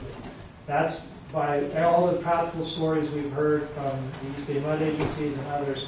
So I think that comes from the fact that they recognize this is you're implementing a very long-term process here that involves a lot of parties. It has a lot of nuances and complexities that you don't figure out until you get into the trenches on it. And that's what we hear over and over again right now. So I'm happy to do that first thing tomorrow. Okay. I can follow up on it. So just to review, did we jump the gun? And On- getting because it just happened overnight that when we got the ordinance started up. No, I don't think we jumped the Seems gun, like but we maybe- Got the process started. Yeah. Yes, we started the process. Okay, it was really a surprise to the Several. No, community and as well. I can just add, the only thing that this ordinance does is it changes the effective date from September 1st to January 1st, 2015. And it does replace section 10.2. And then the last thing that it does is the transfer of title and the sale of property section, the effective date of those sections can be changed via resolution. So if we have to kick the effective date out even further, we can do it by a resolution. But if we're going to go in and change all the sections of the ordinance, it needs to be an ordinance change. So what we are doing is just saying, essentially giving some breathing room. If we're getting close to January 1st, 2015, and it needs to move out the effective date, we can move it out by resolution. But changing all the sections in the ordinance will be a new ordinance coming back. And so what we have in front of us tonight, you can only change what's here, because we don't have the ordinance Let's get amendments. comments here. You got it. Yeah, I recently purchased a house here in Larkspur, and so I think the Marin Realty Association is already done an excellent job in terms of, I had to sign off on the form that said I did or did not want a sewer lateral inspection on my house. Oh, you had an option. Yeah, yeah, oh yeah, I'm a buyer. And so as a buyer. I was a buyer, so I can either, and the buyers do the inspections. So first with the You have a split cam, okay, excuse me. For those of you who don't know me, I run a sewer lateral inspection and replacement business. I started it here in Marin County 7 years ago. When I started that business, I had to explain to realtors what a sewer lateral inspection was. They did not know. Those days are gone. I now have to go into San Francisco if I want to find a realtor who is so misinformed. In Marin County, the realtors know that. They basically do, on a house that's older than 30 years, a sewer lateral inspection all the time. And many of them do it on houses that are newer than that. You will find there's two different types of realtors. You have those who are the selling realtor who will put together a package of disclosures for the sale. They will go through, they will do all of the inspections on the residence. They will put together a disclosure package to hand over to potential buyers. There are other realtors who wait until they have a live fish on the line. They will make the fish pay for all of the inspections, and then they will find out and negotiate with the buyer and seller to determine who is going to pay what for the roof or for the sewer. So, I mean, that's the normal course of events. So I would say from the Marin Board of Realtors, I don't really think they need much more in terms of time. However, in terms of the contractor community, I'm set to go on this ordinance. I may be the only one in the county. Okay, I went out and got my PCAP certification, and so do my inspectors. We're one of the few people in the county that are so ready to go. I can tell you right now, if you give me a job today and say it's got to be done in 30 days, you're out of luck. Not going to happen. I've walked away. The sanitary district had a very good outreach program to San Anselmo and the county of Marin, where streets were being paved, created a huge bubble of activity, and it worked very well. I mean, good for my business. Okay, all of that. I walked away from 5 jobs. I couldn't get them done in the window of time that I had before the street was being paved. So I mean, in terms of the contractor community, we had a lot of problems with, not me personally, but getting feedback from customers. They couldn't get someone to give them the second and third bid estimate that the sewer lateral grant program requires. So I think that, there's an issue. I mean, my personal opinion is that it may not be necessary for the Marin Board of Realtors and to get all of their community. I don't know everyone in every realtor in the county, certainly. I know the ones that use our services, they're fully up to speed. But I can tell you right now, speaking without having canvassed my competitors, I don't think my competitors are up to speed. And doing in 30 days isn't going to happen. And as a contractor, you may give me a contract that says, I'll give you an estimate to do this project and it will be X. Okay? This is underground, as Randall was saying earlier. There's engineering change notices that need to go on. So when it's in escrow, who's going to pick up the tab when I run into a storm drain right in the middle of the path of my pipe burst? It's got to go around. It's going to cost more. Which 6 months? work for you? 6 months it takes To to 30 make. days. Yeah, I mean, 30 yeah, days. no, I would say if you gave it 60 days, customers don't like to wait longer than a month for their pipe to be replaced. They'll start looking for another customer. So if when my business starts to go out, beyond, I start getting nervous, I'm gonna start losing customers if I'm out past the 30-day window. So if you gave me 60 days, yeah, that would work. Would be sufficient. You know, the thing that I worry about is you have a sewer inspection, and you get a contractor's estimate, and they use that to adjust the price of the house. In other words, the project isn't funded.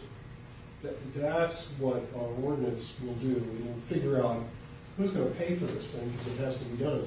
Right? It doesn't necessarily have to be done. If I'm buying a house and it's a $75,000 sewer lateral problem, I get $75,000 off the price of the house, and the sewer lateral doesn't get replaced. So That happens. one of the things I wanted just what your comments reminded me of. So Pam, and I guess for Pam and Frank, both your comments on the concern with what in a sense what's not going to occur if this rescheduling occurs, right? And I think what we want to keep in mind is that there's a whole bunch. The regional board and the district, I think, let's just talk about the district. Our interest is in seeing laterals upgrade, necessary repairs to laterals getting done.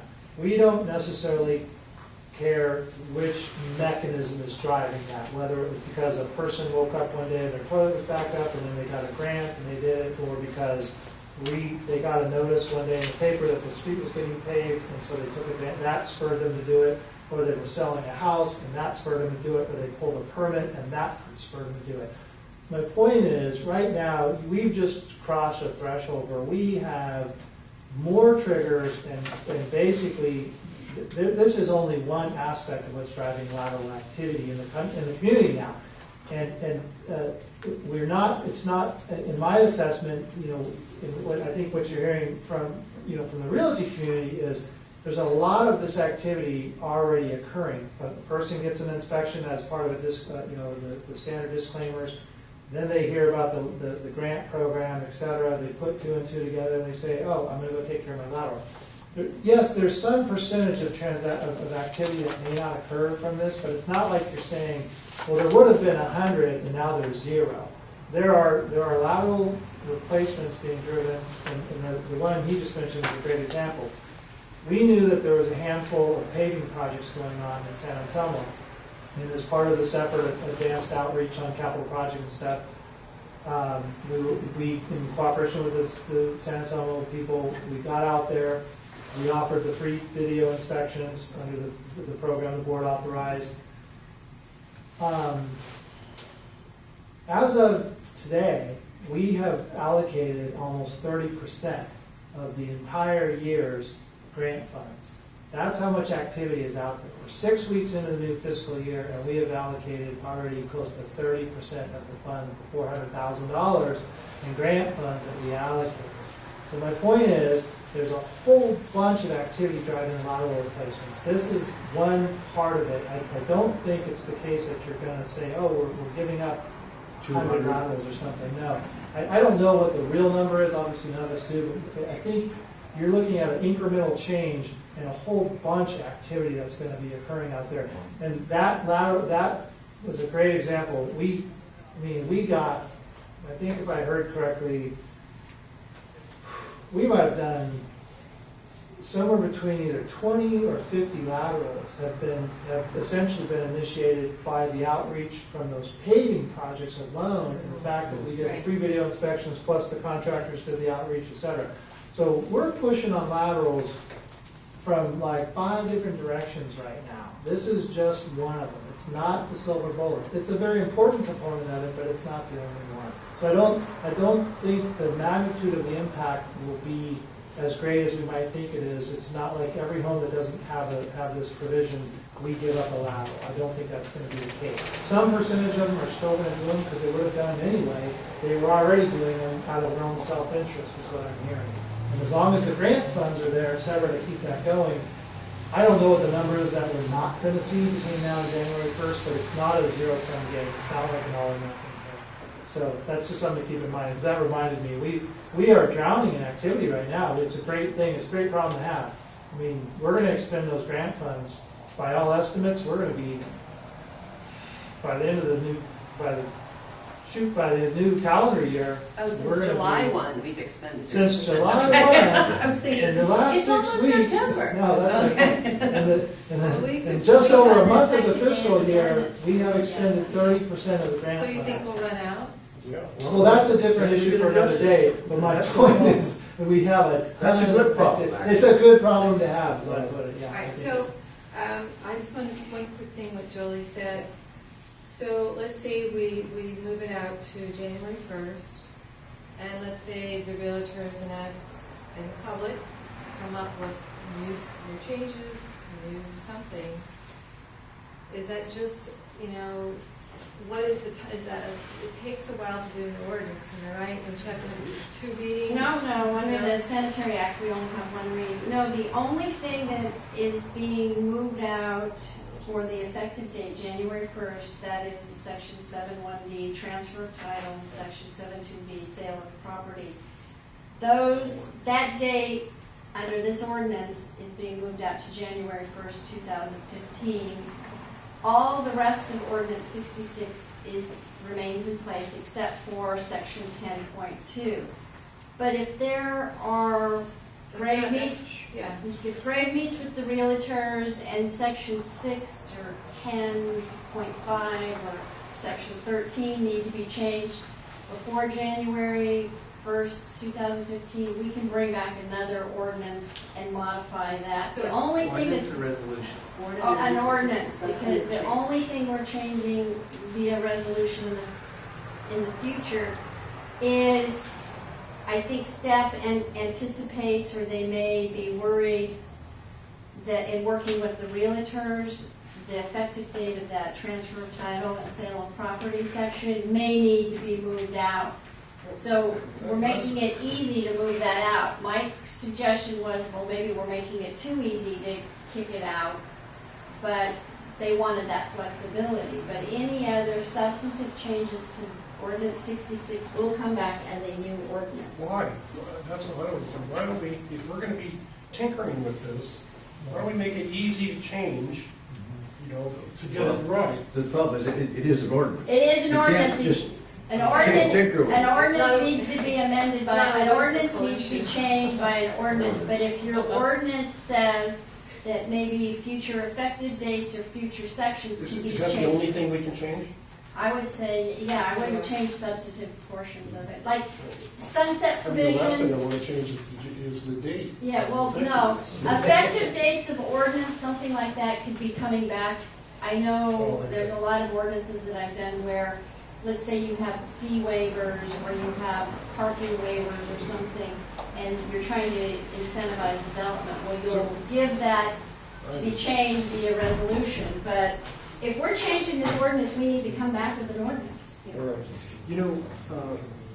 What I was thinking is kind of different than that, in that if we grant this January 1, let's not let's not keep extending the date. In other words, if we do give 3 or 4 more months, Yeah, I will. let's Extension. not, I don't want to keep extending it. I'd like to put a deadline on it. Well, you could just strike section 4. Well, I don't And then it would need, the thing is, with this district, you don't have 2 reads, so an ordinance can be effective upon adoption, so, but it's gonna be up to the board if you're going to ever extend that January 1st, 2015 deadline. So the other thing is you could just adopt this without section 4, so you can't change it by resolution. Right. The only variability she wrote into this ordinance that we're looking at is the date. But the consensus of the board, what I'm hearing is that's the one thing, we want to nail that down. We want to say it's going to happen January 1st. And then there's all this other flexibility that we may want after the meeting of the minds. And So we'll we're bring going to the have to look at ordinance another back. ordinance. So I would propose deleting section 4 of this ordinance and passing it tonight. and recognizing that we're going to be looking at another ordinance in the next 2 months that hammers out the details.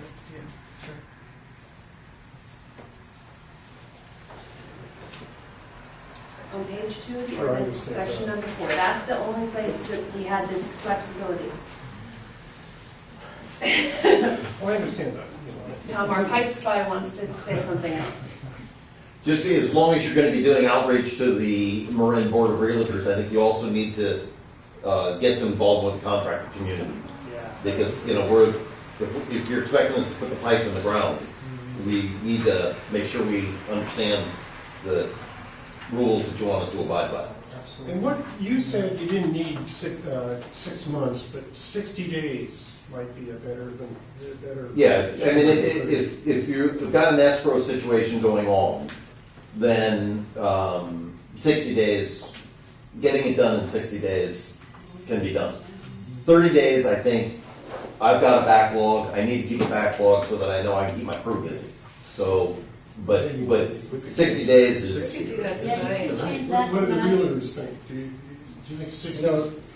the number of days is, I think I see it kind of silly, because some jobs are a whole lot bigger than others.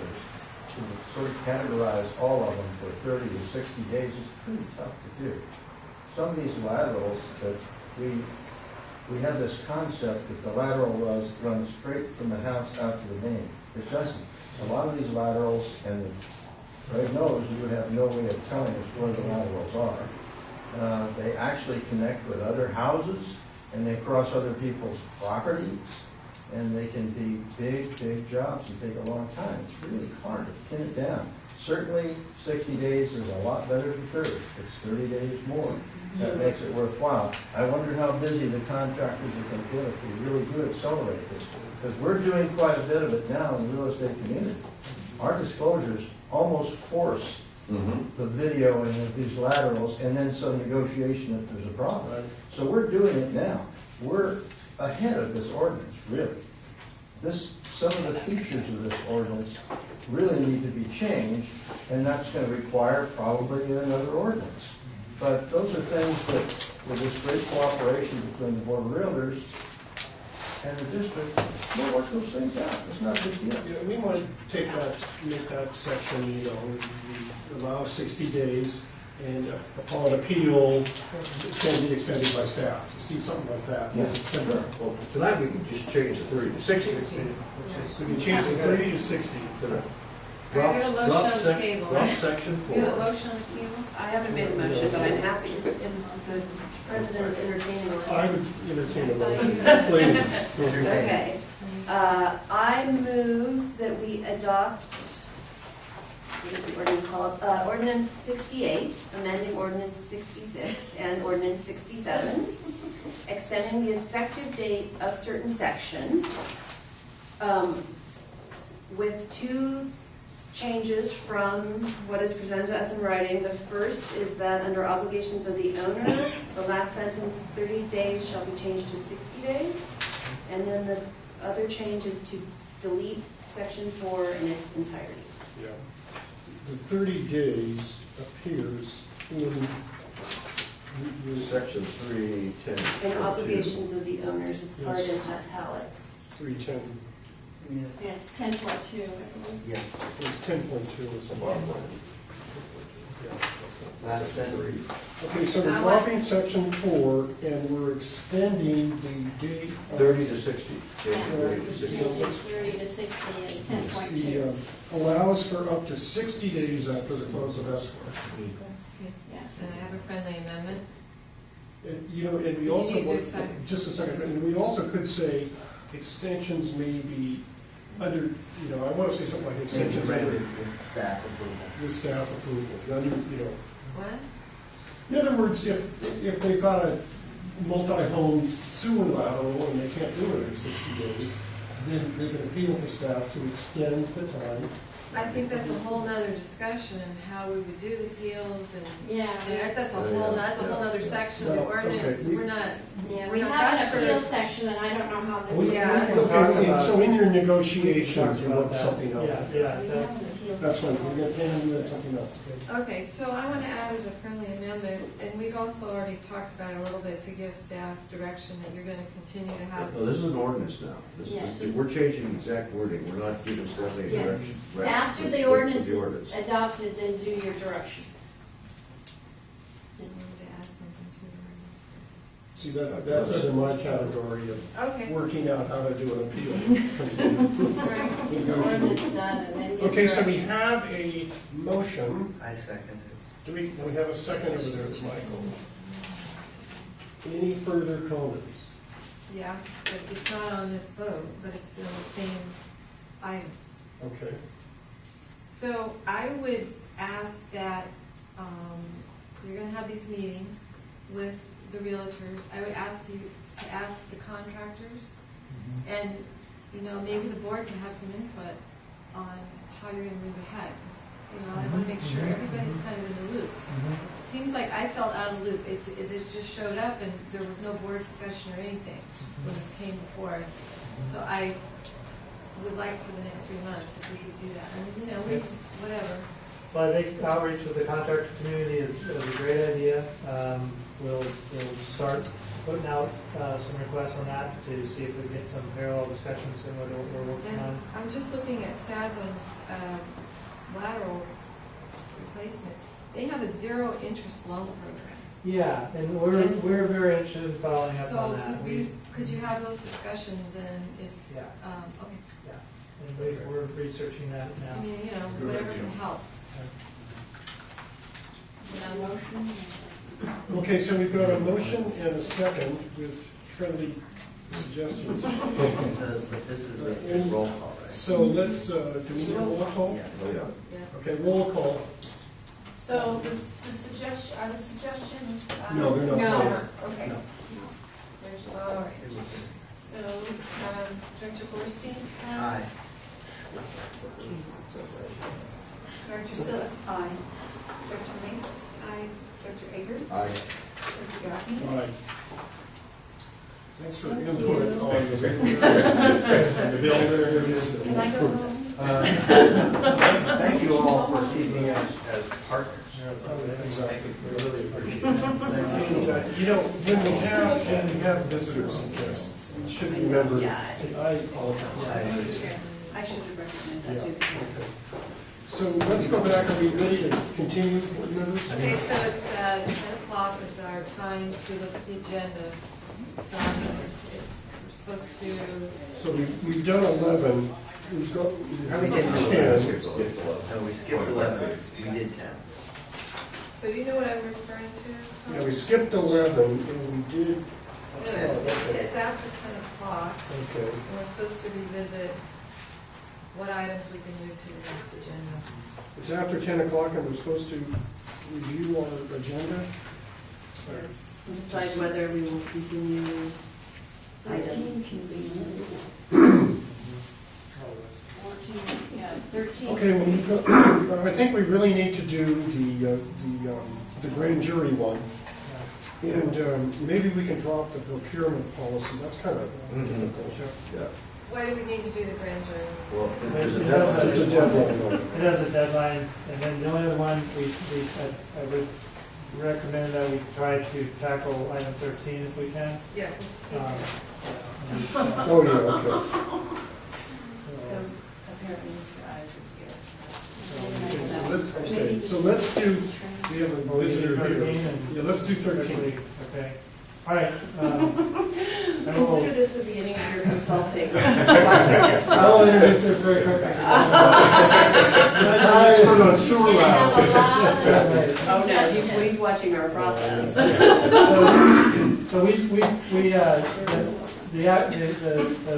what item 13 is dealing with is just before the board is to have some very focused training resources made available to the board I'm going to cut right to the chase. Brent Ives is here.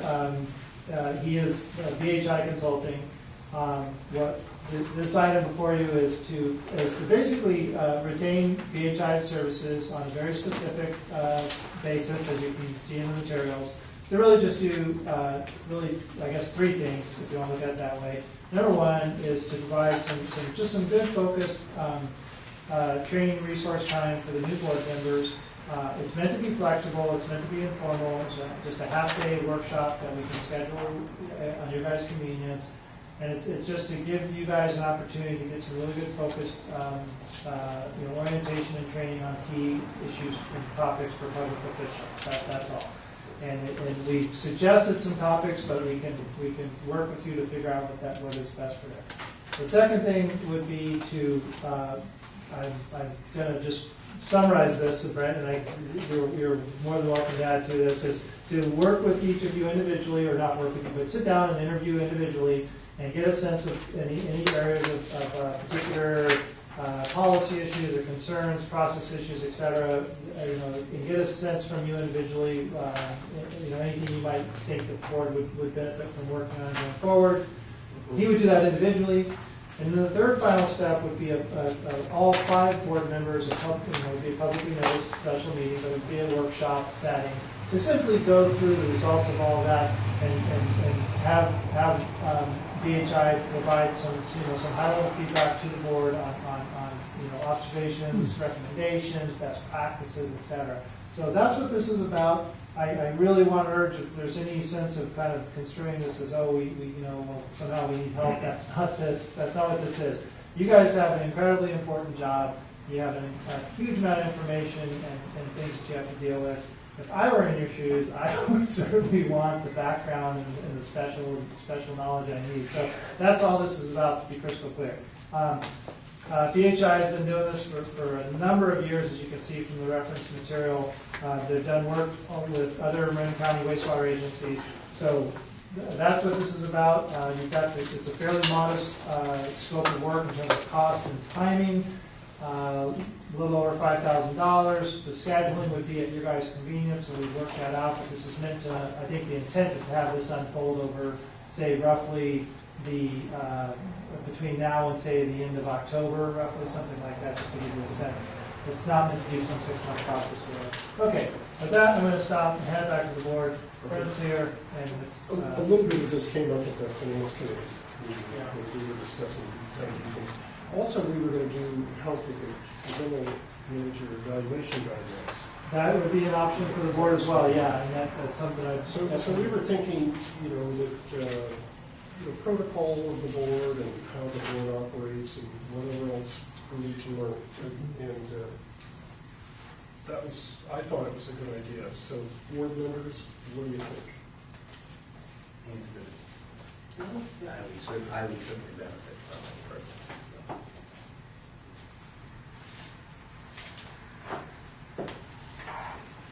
Any comments here? Any from the audience in the meantime? We'll come back to the board. Maybe Steve should attend also, as he attends over there. Steve should be included. If you'd like, Mr. Chair, I could say just a few words. I thank you for having me here tonight. Thank you for moving my agenda item up. Certainly, maybe the one unilateral thing you can do, Mr. Chair, is that, and I appreciate you taking that step. I've sat here tonight partially because I wanted to observe you in action, see how you had a very meaty agenda. The public got its value tonight. I want you to know that. The kinds of ways that you went through things, the things that you did, the time that you put in, the homework that you've done, all that's very noticeable. And I work with 2 or 3 boards a week, so I just want to let you know that from my viewpoint, from this first blush, I want to compliment you, and I'm not just trying to feather my nest here. I've got plenty of work.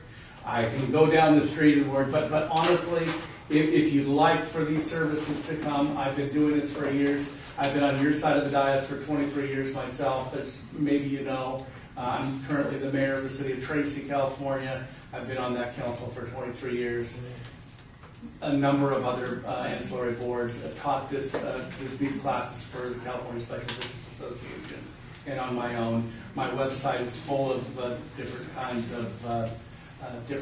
of trainings available along the lines of what we're talking about. This is one of the best ways to do it, though, so we can do one-on-one and customize it to your needs.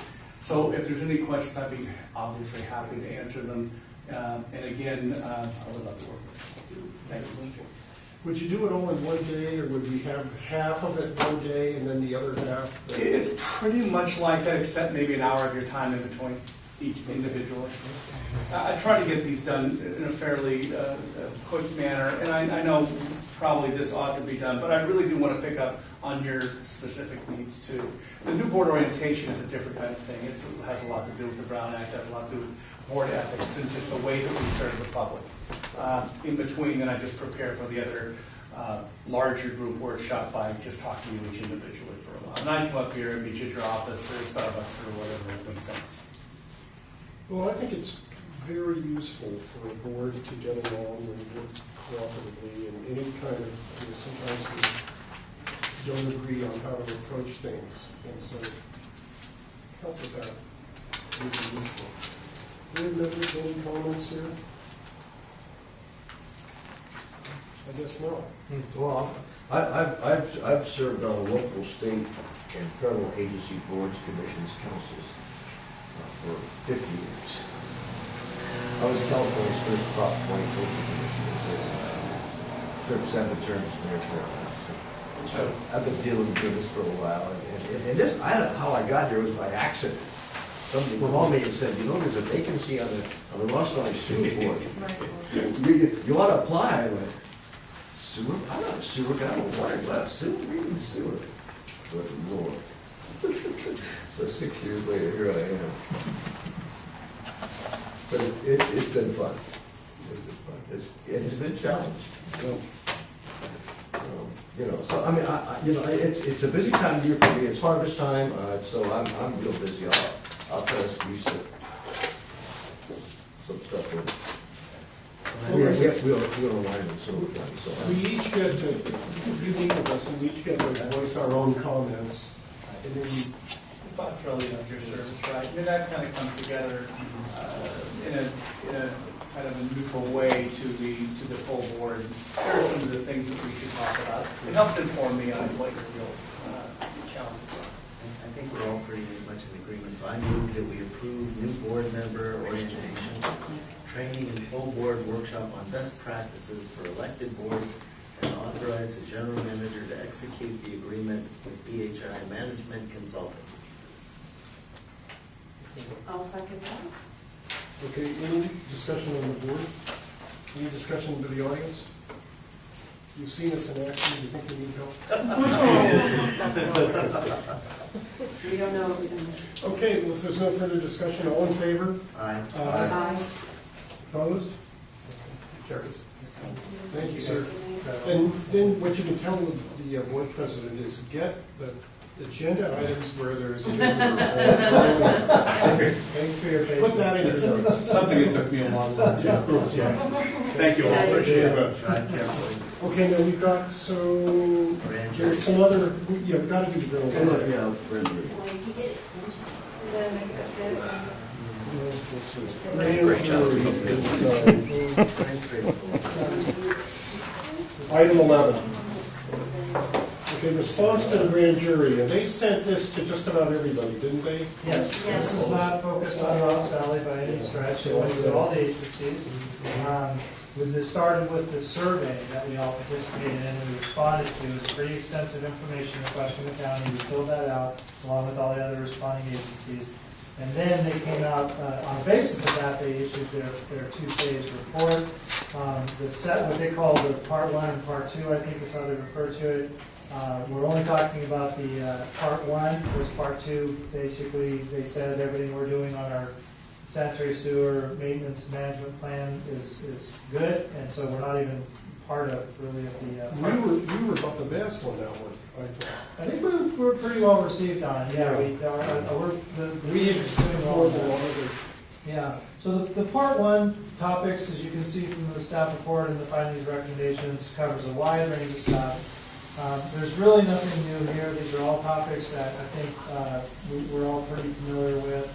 They are, for the large part, from staff's review and draft responses, we think they're pretty straightforward. They don't require a lot of background. So as you can see, we've provided draft responses to the findings and recommendations. It's all done in accordance with the formatting and the guidelines they provide you. So we're not looking at a lot of editorializing or a lot of response effort here. They're mostly pretty straightforward. So you've got the draft responses in front of you. With any edits or changes, et cetera, received this evening, we would the board's direction at the end of this is to do so. We basically finalize the response and send it back in the standard fashion that we've been doing because we've had a number of these. So I'll stop with that. That's it. Any editorials? Yeah. You did this right, Greg? Yeah, I mean, I offered most of it, but with input, I mean, we've reviewed it with all the managers, and Elena also helped. She handles a lot of coordination on these items. So yes. So I just had on F8. F8. This is about the 1 million will be required. Yes. Should we talk about anything? So CMSA got the same questions. Yeah, we all did. We all did. I mean, the same findings and recommendations, I should say. So that's not quite. So the only thing I can say on this second sentence, it would be appropriate to reevaluate the findings of past consolidation studies. But I would add with all agencies within the JPA, not just us. F8. And the response, second sentence. Response. Oh, sure. Sure. Information. Sure. Because that way it looks cleaner, that we're inclusive of all agencies within the JPA. Absolutely. Not So just us. If it were to read, it would be appropriate to reevaluate the findings of past consolidation studies, comma, in coordination with the other JPA member agencies, Yes. comma, and then it would go on from there. Right. Choosing the best. Okay. Okay. That's Very good. one. F9 on response, you say two or more separate, having an engineer and related staff of two separate agencies.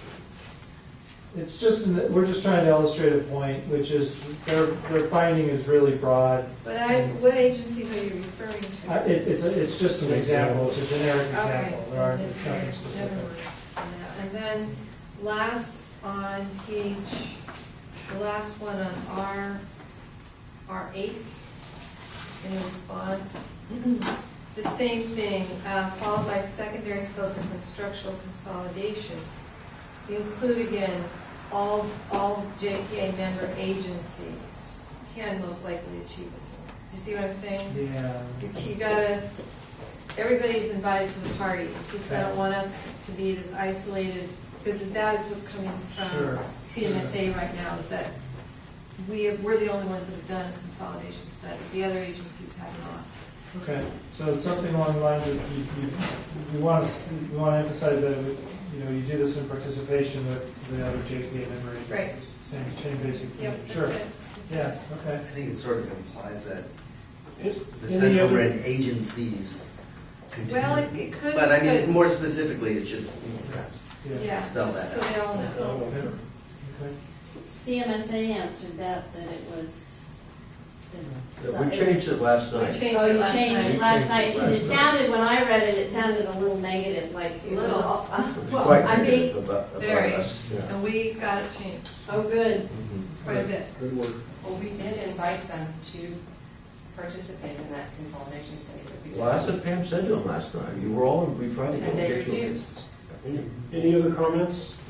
Yeah, just, if I, Editorials? Pam mentioned R8 and key firms such as recent failure to achieve SASM agency consolidation. So that was kind of it was democracy in action down here. That went to the voters, and the voters turned it down. It wasn't as if the agencies turned it down. But the agencies were not really in favor of it at all. They worked the no side. Well, they did, whether if it was democracy Or whatever you would call it. Well, over on R3, just a little note on R3. They're talking about requiring private laterals to be inspected routinely and paid, repaired as necessary. So we were kind of dealing with that already. We said to them, we put it into effect in June of 2014. I guess we ought to tell them that we've just extended it now till January 2015. Maybe we should tell them that. It has been recently amended or something. It has been recently amended. Certain point. They think we're so wonderful. We're still working on it. I noticed CMSA addressed their letter to Jack Nixon as a foreperson grand jury. We have Nadine Mueller. Do you know? I can verify, yeah. I know there's been some changes, so. Yeah, and I said to them last night, I said, is Jack Nixon the new foreperson? And somebody said, they thought he was, but that's who we addressed our letter to. Okay, we'll double check that. Okay. Yeah. And it may be Nadine, he's outgoing, and Nixon. Yeah, there was something I saw that indicated there'd been some turnover on there's a new grand jury, for one. I think they've already. Okay. Any other edits over here? Look, let me just quickly tell you about CMSA last night. Here's the thing. CMSA believes Ross Valley Sanitary District's final consolidation report was based on outdated and inaccurate information, including questionable assumptions in the economic analysis. We got it all out. So we got that all out. It doesn't say that. It just says the agency, CMSA, agrees that there was a consolidation study, and we disagreed with the findings. And check our section, whatever was sub 8, because that deals with consolidation, how we think it should work. So you're okay with that? it takes the slam out against Ross Valley. So do you have to check it with Jason? Yeah. Okay. That's good. Any other comments on it? No. I don't have any. Okay. What do you want? Wait, I have one thing here. The agencies can most likely achieve. Where are you? On the last question of the Already? response. Yeah. I don't quite understand it. Likely, the agencies can most likely achieve a significant level of functional consolidation with most of the attendant benefits.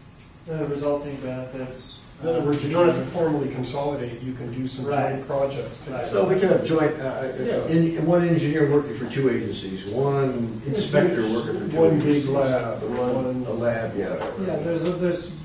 I guess I don't understand structural consolidation. Structural consolidation is a buzzword for Merger. Yeah, that's the formal, like, take the two agencies and consolidate them. And that's a very high bar, as we all know. So the functional is letting, letting practical areas of Okay, I cooperation. I didn't know what that term is. Do we Yeah. need to put any definitions, or they? No, they'll know what Okay. those are kind of terms, yeah. So, if the motion's in order, I would so move we approve the staff recommendation with the changes. As amended, Just yeah. small, I second. minor changes. Okay, let's call for the question. All in favor? Aye. Opposed? Nobody? Okay. So we've done up to all the way through 13. Correct. Yeah. Consideration of improving the public education and outreach committee. This is a good idea. We are doing some good things, and it's hard to let people know about it. And so the manager's recommendation is, let's start this out with an ad hoc committee. And that means what? You don't have to notice it and meet in public. So it's not a regular committee, it's just It's a informal. short-term committee to go do stuff and report back, but if it's going to be continuing with the ongoing subject matter, then it should be a standing. So maybe we should start off with an ad hoc and then That was with the thinking, with the that's purpose all. of making a formal Less committee. than a year. Is that okay? Yeah. Okay. So who would like to serve on that? I would. I So put it on the agenda. Okay, so that was what I was hoping. Yeah. Pamela and Michael Sure. would like to serve on that ad hoc committee, and you guys will, the staff help. And there is organize. funds, Michael. How Yeah. much money's in there? No, I saw that there was 12,500. Oh, no, I Oh, thought it's more more, than it's that. like, I think we 60. have, yeah. there's a 60,000? fair amount there. Okay. We didn't That's have it something last we year, need. so. I do want to bring up the last meetings as a thing. They don't get any money from anything. We're gonna have a quartet, we just need, what do you need, brass quartet? Oh, yeah, Sure. Okay, so we need a motion on that one, or is No, that just by there's just board direction direction? to staff. Excellent. 14, 15, procurement policy, that's kind of Yeah, complicated. 15 and 16 are both, 16, inventory management.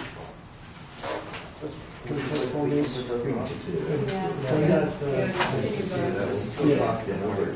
Let's continue 15 and 16, general manager's report. yeah, I continue it. Verbal report by board members. Just a real quickie, in past meetings, we talked about, we were told we had to go with the PERS. Yeah. Yeah, he's worried about signing this W. No, that's okay, I'll figure that out, But I called PERS, and so they said, we're working up a response to Ross Valley right now. Evidently now, we don't have to go into PERS. That's beginning, we're waiting, Julie and Wendy are working with them, and we're asking for a written statement this time. Just late this afternoon, got a written statement saying that our board members are excluded from participation. Okay, so now we have a firm answer. Our board members are excluded from participation in CalPERS. Yeah, we never were. Okay. No, but the auditor said we should be in it, remember that? Well, the auditor was saying that that board members should be on payroll. Oh, They should- payroll. Yeah, So and you're then not that triggered the second contractors, issue, frankly, you're the employees. CalPERS question. Okay, so now we're on payroll, but we're not in PERS. Correct, correct. And now so I have to figure out a W-4, fill that out. That is, So we get a W-9 for up to a certain time, and then, And then from now on, for the rest of the year, you would get your W-2, and then from now on, it'll be just W-2. So we want to quickly go over the reports of legal activities Where are you? on informational items. Okay. Do we need to go over We're those? supposed to get a handout. Those are just they're handouts. they're just handouts. They're handouts, okay. That's Human resources. So we are sending a letter to our ratepayers. And that's like 17,000 letters. A little over 15,000. so we're gonna mail that one. You know, maybe we're gonna do like a little newsletter, since the postage is gonna be the same, whether we send them a letter or That's- more information in it. And that would tie in with our public education and outreach committee. Uh-huh. The only, well, so, We wouldn't have that. I think we, did we talk about this last time? I can't remember. No. Okay, so these are we did this last year, it really, I think, helped a lot, it's why you had that group of people in here. Coming down to having money back. Right, That was a great so move. it helped push a lot of overdue corrections to EDU accounts and stuff, which was intended to do, it was good. So the intent is to send one of these letters out once a year, this will be our second go-around doing it. The timing is intended to have these arrive, on or before about the same time that they get their tax bill, so they go, oh, here's how much I'm paying, I can check it, because the letter, as you can probably tell, certain fields will be filled in automatically from our data system, from the database. It allows the customer to figure out how much they're paying and why, not just have this sort of uninformative blurb on a tax bill. That's what all this is intended to do. It worked really well last year. We're doing several versions this year because we want one for commercial, one for residential, single-family. So one is for commercial. Okay. That's why there's two One's there. commercial. And what's that gonna cost us? Pardon? The cost?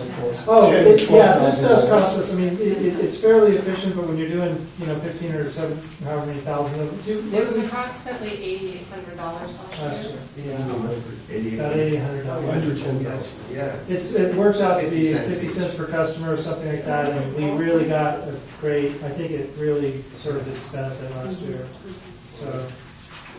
Okay, good meeting, we sure covered a lot of things. Motion to adjourn. Just a joke. It's Thanks, guys.